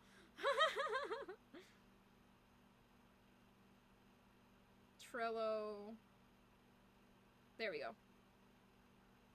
Yep, alright. I am fairly hoping, I was gonna say certain, but I'm fairly hoping your suit will be done by then, Shiny Mew. I'm really, really, really hoping. I'm gonna try. I do a lot more behind the scenes than I should. I probably should stream more often, but I do work pretty hard behind the scenes, so oh, why can't I zoom in on this? Trello, why do you hate me? There we go, okay. That's true. I mean, if it's done before that, obviously that would be better. You'd probably like to have it sooner, do a test try-on. Then by then, if you have anything that needs to get stitched up or adjusted, I will know when I can fix it at the con. So sooner, obviously, would be better. Congratulations, you made a mummy! Thank you. Oh my gosh. I mean, it is a lot of money. It is a lot. Don't they only charge you for, like, the first night or something, and then they charge you the rest when you get there? I've had hotels do that for me before, where they only charge you part of it. Or I've had hotels that charge me the whole thing, though, up front, so. Okay, so this is Tocami. This is the character owned by Della, and this is the character we're working on. There's no hand paws yet. I think she's gonna order arm sleeves later, but, yeah, so we're just doing a head. That's all she's ordered right now. So you can see the beautiful eyes. Those are completely her design, but, like, I love them. Yeah. A really, really cute reference sheet. Again, owned by Della / Tocami. So this is what we're working on. We got the eyes in place. Now we need to know about the head. It's mostly brown. We do have some coloring above the eyes. I'm going to do that last because that'll be kind of harder. So let's do the muzzle. The muzzle looks pretty solid. Okay. Certain things like this, I gotta figure out how to, like the cheek here.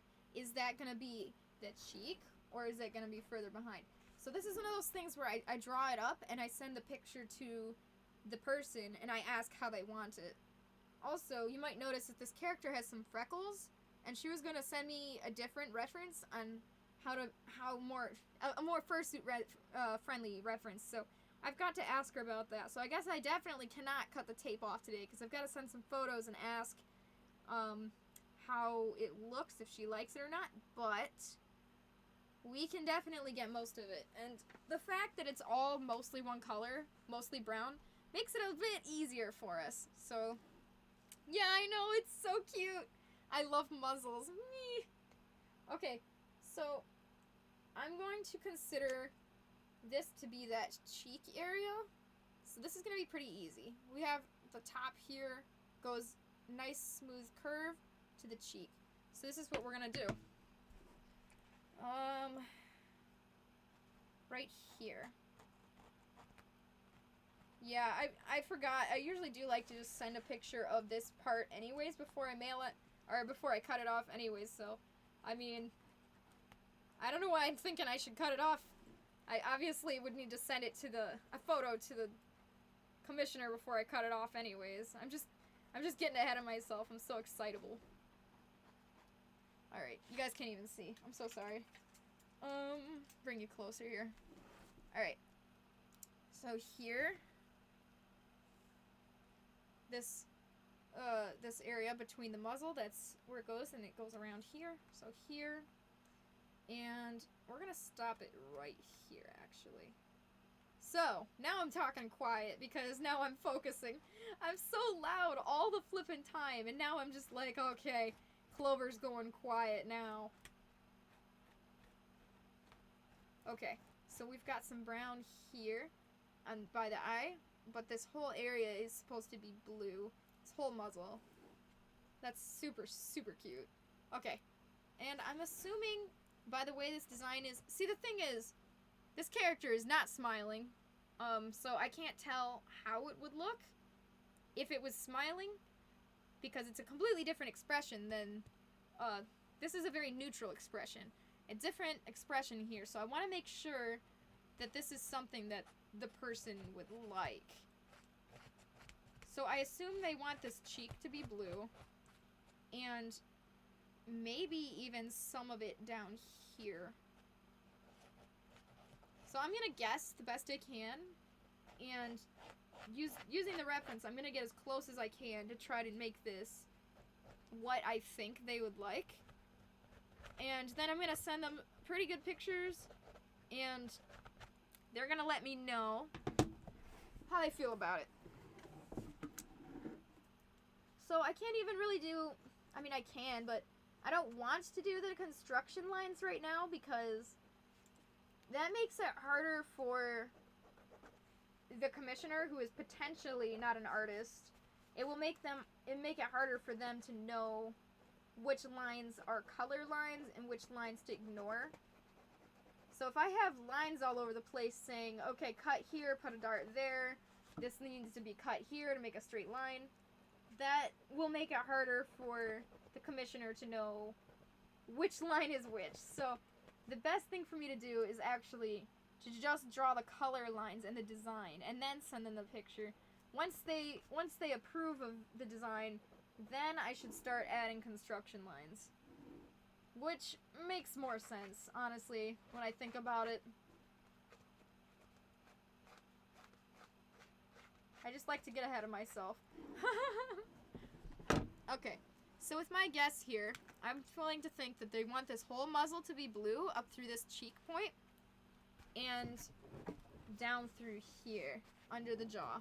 And I believe that they still have some more blue here, so this can either be shaved or longer. I'm gonna have to ask which one they want.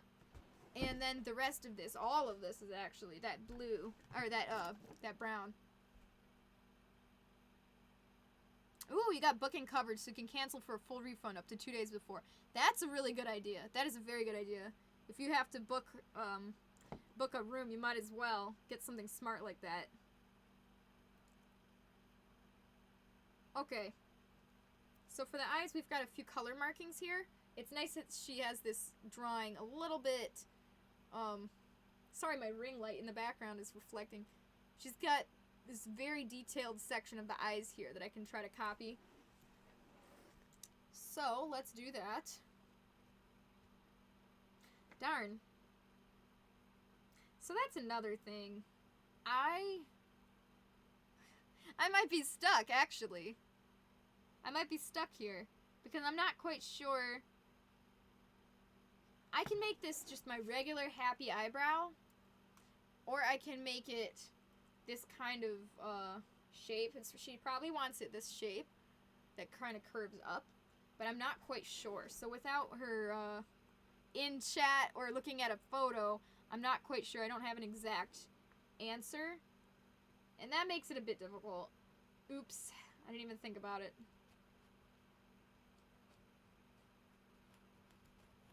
That's okay. So I'm gonna do what I can. I'm gonna hope she hops into chat, because I know she gets off really soon, so she should be actually... I know she's been wanting to tune in, she just hasn't been able to, and I feel really bad about that, because I'm streaming right when she's at school, but... Okay. This should be pretty good. That's pretty close, actually. It's a very cute design. I really, really like the design. Honestly, I mean, the rest of it is just brown. It's pretty self-explanatory. So I can draw certain lines, like the inside of the ear here is supposed to be white. And I usually draw a line right here because it doesn't matter what color these two things are.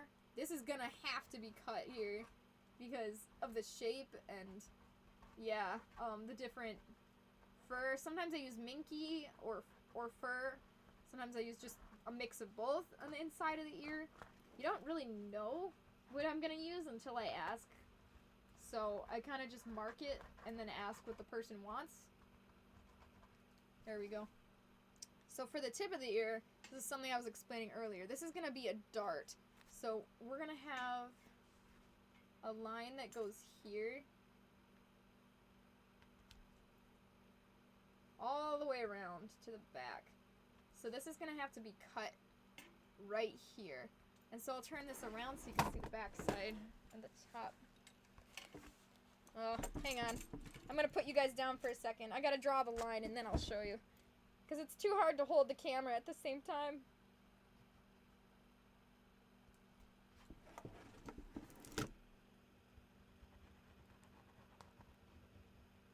There we go. Okay.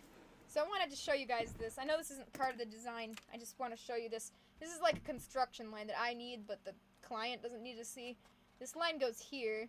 So if I have a single piece of fabric, it can curl in on this side and curl in on this side and just be stitched through one line in the middle. And so this same line goes down through here, at least. I mean, it might go a little lower. It kind of depends on how curved this ear is. But, at least down to here, usually. Again, it really depends on how rounded and curved each thing is, that you need to draw lines on. So for the back of the ear, this one always has a construction line here. So I would draw or cut just straight around, all the way around the ear. The ear just basically gets cut off. And for this rounded section, either I need a line right in the middle, probably all the way to the top, or I need to make this front flat piece, like, separate, so I'll have a line here, and then another one in the back, maybe. It really, really just depends on how curled the thing is. So it's hard to say until sometimes I don't know how many, like pleats or whatever, not pleats, how many lines to cut until after when I'm trying to pull it off. Like sometimes I'll purposely not draw construction lines and then I'll try to pull it off and I'll see, okay, this is really curved here, I need to put a slit here, and sometimes I can tell ahead of time, like I'm definitely gonna need a line right here. So yeah, I do play it by ear a lot, and that's okay. If you're able to do that, that is way more helpful. Play it by ear as I'm drawing on the ear. So, for the back of the head, I need to... Okay. So here's the thing. From the front of the head, you're going to have the fur going up this way, and you're going to have the fur on the top of the head going back. So usually, right here at the eyebrow, or somewhere in between the head, I'll draw a straight line right here. And this is a good, like, cut point. And then, from the back, I'll have all this rounded area here to work with. And I'm going to have to do a lot of cutting on the rounded area. So, let's do that. So, I'm going to start maybe right here. This point is a good point to start because this is where it starts to get super rounded. So I'm going to make this kind of awkward sliced triangle piece here, kind of. There we go. Okay. And I'm going to bring this line down through here. So a way you can make rounded things is to do what I did before, where you cut slits and then sew it together. Or the other way you can do it is to cut stripes, like strips. Like sometimes a slit is fine. Like for the ear, you can cut out a triangle, something like this. Depends what it is. And you can sew it together. And see how now this paper is rounded? Well, sometimes that's not enough. Sometimes you need to cut slits, multiple slits. And then you can sew those together and it turns into a very rounded thing. And that's what we're doing here.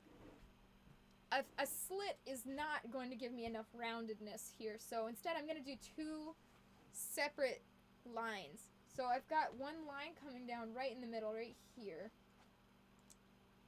And again, this depends on the shape of your fursuit head. I mean, yours might not even be this rounded, or maybe it's rounded, but it's in like a different spot. It's shaped different. There's no 2 fursuit heads are the same. Well, for the most part. None built like this are the same, without like a kind of a standardized foam base. Okay, so now we've got these 2 slits. This will curve a lot better. And I might even break up these by another line in the middle like this, if it's too rounded, which this part is kind of rounded. Because I've got this one long strip, but if I tried to flatten it, it wouldn't because it's so rounded in the middle. So I'm actually going to cut here. So we've actually got 4 pieces right here, and that's okay. Whatever we got to do to make it lie nice, you kind of gotta decide what's more important. Is it lying nice, or is it what's the word? I'm sorry, I lost it. Is it lying nice, or are you having too many seams? That's something that I find really, really, really hard, because you can get a nice curved shape, like on the cheek here, but how many seams did you have to make to do that? And seams are usually quite obvious, especially if you're using shorter fur. Like long fur, you're never gonna see these seams, but like depending on what you're using, especially if you're using something like minky or not fur at all, like vinyl, oh my, like these things are gonna be very, very noticeable. So you gotta decide depending on how stretchy your fabric is and how many seams you want and how curved each piece is. You very much have to play it by ear. There's no easy way to like give you an answer on how many seams and where. And you might put what you might think is too many seams, or you might put not enough seams. Frankly, it's easier if you put not enough seams, because when you cut the pattern out afterward, you can add more seams. It's a little easier. But if you cut like a ton of seams out and then you're like, this is kind of unnecessary, it's kind of harder to put it back together and reform it. So just be aware of that. If you have to choose too many or too few, probably choose too few seams.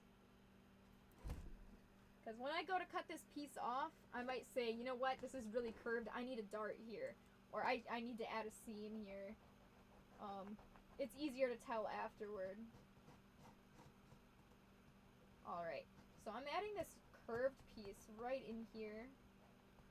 And the reason I'm curving it here is because this piece right here, you're going to want this to be flat. You need everything to lay mostly flat. So if this was a straight line here, this is a very curved area, and it would not lay flat. It just wouldn't. So if we curve it, this will lay flat. And you know what? This piece will lay flat too. So you also have to work with the contours of the head. I think this would be a good spot. Right here, maybe. Well, let me think. This might be a good spot. See, like, even I'm not sure. You just do the best you can, and then make adjustments later if you have to. Yeah, this definitely is gonna need a few seams here. This one's gonna need a seam in the middle, actually. It's really hard to tell unless you've done it a lot, but I'm starting to be able to just say, you know what? I can tell just by looking at this, I'm gonna need to put a line here. And you know, I just said I probably shouldn't mark this whole thing up yet, but it's actually okay because the person, Tocami, the owner of this suit, is an artist, and she's not going to have trouble telling what's a construction line and what's like a design. So I don't have to worry about that, thankfully. She's going to be okay. She won't have trouble discerning difference. That being said, though, I'm not going to draw a whole ton of lines up by the cheekbone. I think that would make it a little more confusing than it needs to be. I just kind of wanted to explain some stuff while working on this neck area, because this is a really good spot to explain how to lay stuff flat without really messing it up.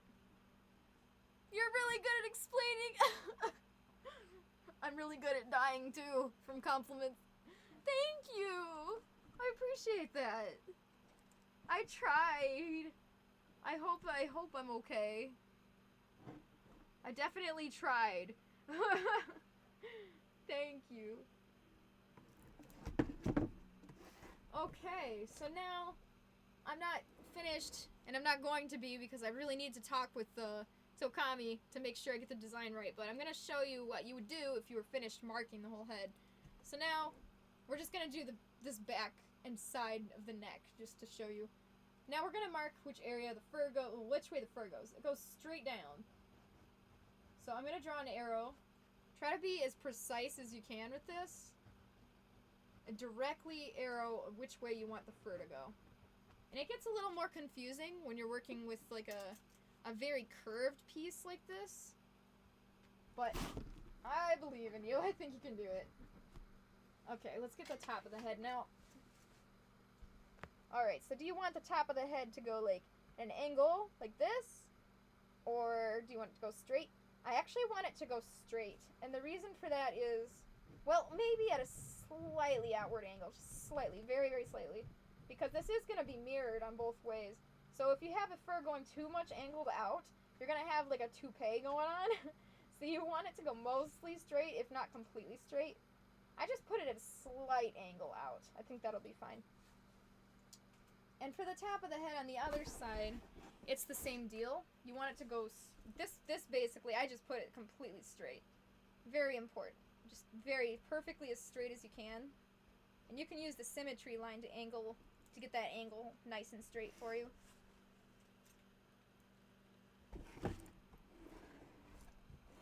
You having a mental crisis with how much money you just spent? Yeah, I bet.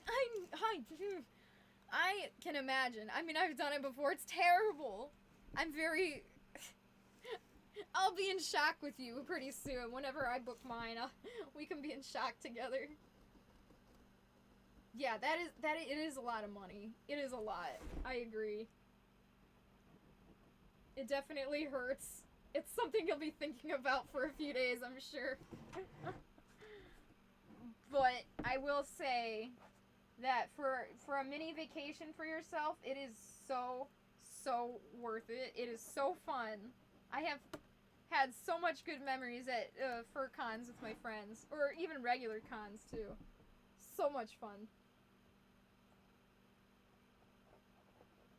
Okay, so we're at the point where I really need to talk with the owner of the suit so I can get some work done to get to those final designs in, because I know it's got like a cute little brown shape here. There's the eyebrow. I haven't even drawn it yet because I'm not sure the way they want me to draw it. And this is a dark brown patch here, and then the rest of this is brown. Got the blue muzzle, but I'm not sure if that's right either. I gotta speak with them. But we can do the nose. Let's do the nose. That one's pretty simple. Now you need is airfare, registration, and money for food and dealer's den. Honestly, it's like bad enough getting the hotel, and then it's like, for the rest of it, it's like suffering. Alright. The nose is very difficult because it's very round, you might notice. So to try to cut it in the right way where it's flat enough to actually be cut out onto a piece of fabric is quite hard. So I usually just put a line here and hope for the best. Usually works. Usually works fine. So this is going to be mirrored over. So this is actually going to have a point right in the middle. And it's going to have a line going down the center and a line going down the center this way too. So usually it is curved. It's a bit more curved than I would like. But the Minky does stretch a little bit, and I usually use Minky. So it is a bit curved more than I'd like, but it will work. So, thankfully, that's the most curved you can get away with. If it was more curved, I'd probably need more slits and darts, and it'd be very noticeable. The booper! Boop! It is in there! It is in there. It'll be your first trip by yourself as well. Wait, you're by yourself? I thought you said you had some friends to go with you. Bro! Okay, well at least we can meet up. At least I'll see you there, at the very least. I'm still not sure what group I'm going with, but like, at the very least, I'll meet you there. Okay, so for the nose, when people grab it, you have to think about this. When people grab the nose, which way do you want the Minky to go? Do you want the Minky is very short fur. Do you want it to go this way, or do you want it to go this way? And frankly, I think that it should all face towards the very tip of the nose. So I'm going to draw an arrow straight down this way. And this one is important. Make sure you get it perfectly straight. Completely straight to the symmetry line. And this one is going to go straight up this way. That way, when people grab the nose to squeak it, they're not completely messing up the fur and brushing it backwards, because the fur comes this way, towards the tip of the nose. So when you grab it, you're not pushing the fur backwards and messing up their nose. It looks fine after they grab it and squish it. The things you think about. So I'm actually going to label this here. I'm going to write Minky. And I was going to write the color, but actually I'm not sure the color, because it's kind of like a brownish black, and the thing about their reference is the colors were not completely set in stone. So again, I need to ask. But I am going to write Minky on here. There we go. Oh, you did, but you're traveling alone. I see. You can do it! I believe in you! Traveling alone kind of sucks, but it's going to be so worth it. You're going to have a blast. I'm so excited for you. Okay, and so now on this neck piece, we can label this. Brown bear. So the fur she's using is brown and brown bear. So I could label it as like BB for brown bear and just regular B for brown. I'm actually just gonna put B for brown and put dark brown for the other brown. So I'm just gonna put B on this for brown. Wow, it's barely showing up. I'm gonna use a pen now. Okay, B for brown. I have the arrow with the fur already. And I'm gonna write what kind of fur. And this is all just to help me. I'm gonna say long. That's how I know whether I need to shave it or not. And the last thing I'm gonna write is what is this piece? So I'm gonna say neck. This is the neck area, so I'm gonna say neck, top. So top of the neck, front. Here, neck, top, front. So I like to label these things very specifically. Neck, top, front. Okay, so here on the bottom one, let's do the bottom one now.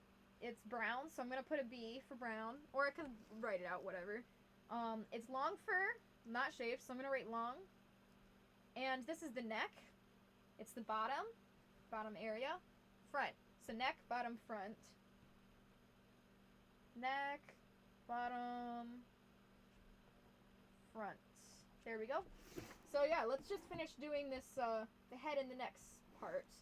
So this part, the way it got, the way it's angled, I actually didn't need, I thought I'd need to put a line here, but I don't. So this is just side. It's the only side of the neck. So this is just the neck side.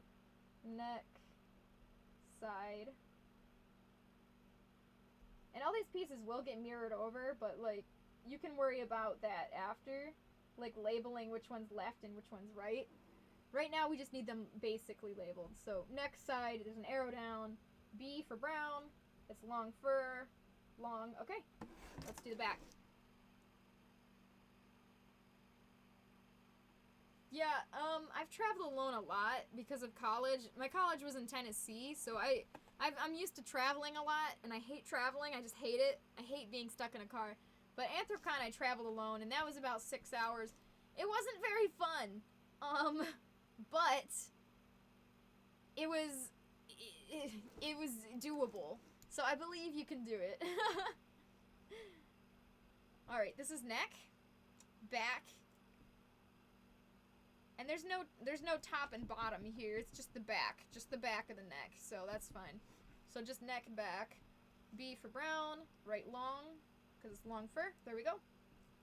All right, so now we're gonna work on the head pieces here. This one's a little bit harder, but we can do it. Okay, so let's start with the easier part. This is the very top center of the head. It's between the ears.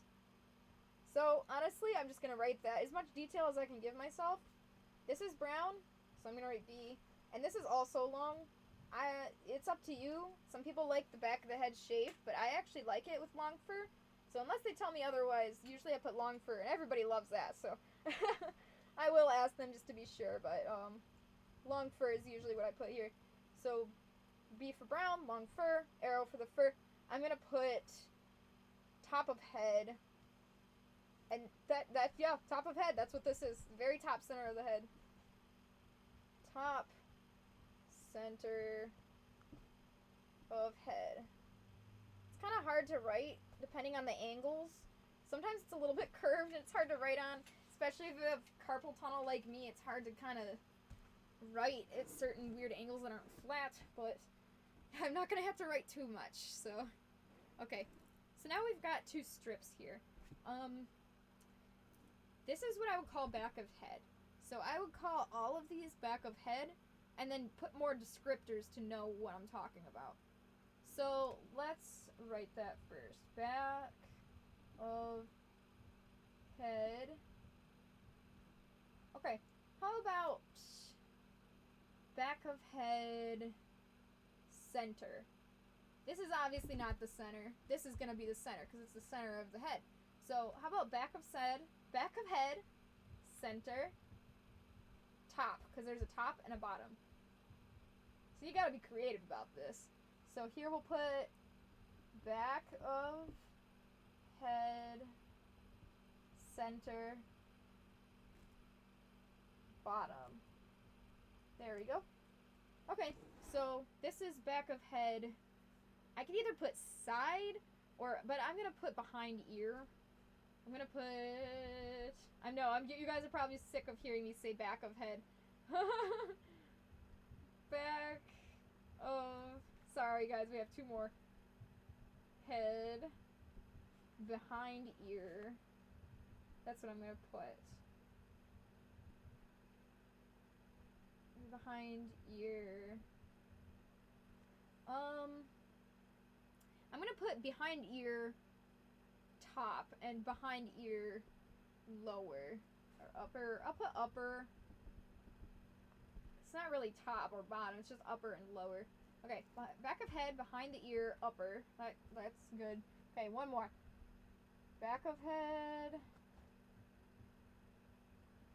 behind ear, and lower. There we go. Nice. Okay. I think that explains it. That's about it. Oh, yeah. I've got to write B for brown on all of these, because I did not. And I got to write long or short. Some people prefer to shave the fur after. I'm definitely a shave it before kind of person, so I write exactly what kind of length of fur I want directly on my pattern.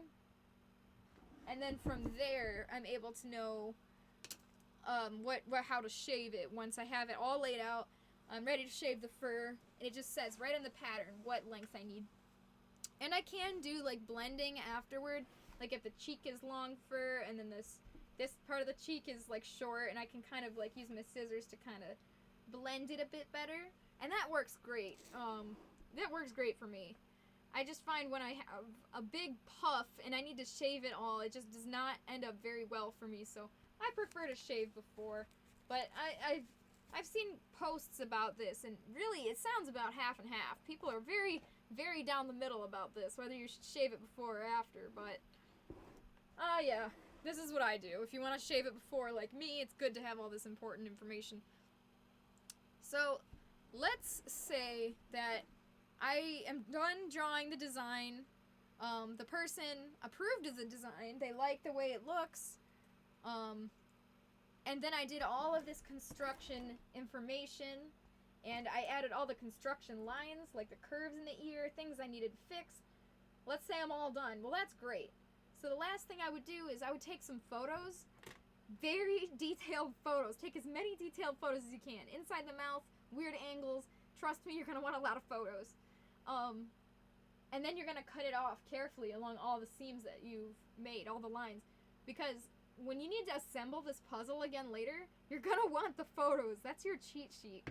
And just in case something goes wrong or whatever, it's very helpful to have all this information on each piece of the pattern. So that's why I write so much on there, because when I first started doing this, it was very, very hard to put the puzzle back together without any photos and without having much detail written on here. It was just like, what is this piece for?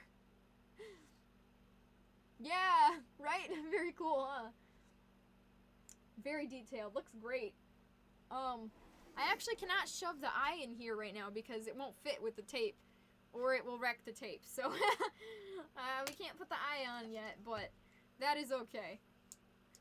I think we're done for now. I usually do the inside of the mouth last. So once I cut off all this fur, then I'll worry about putting the lines and cutting out the inside of the mouth. Usually I'll just put black minky inside the mouth, which works for most things.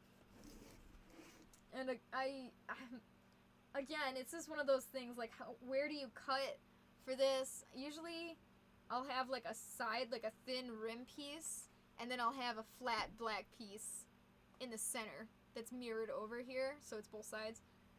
And I'll do that for the top too. I'll usually have one side piece that goes around, and then one flat piece on the top. And that usually works pretty well for me.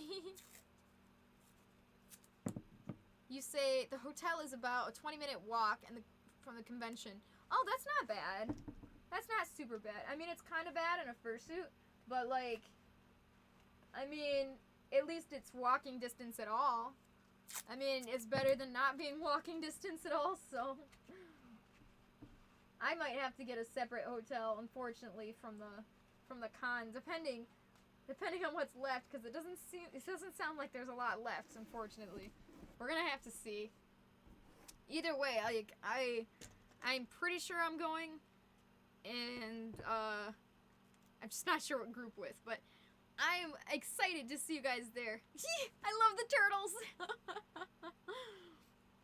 Alright, well, I guess we're done for today. I've got to contact Tocami and make sure I get that design right.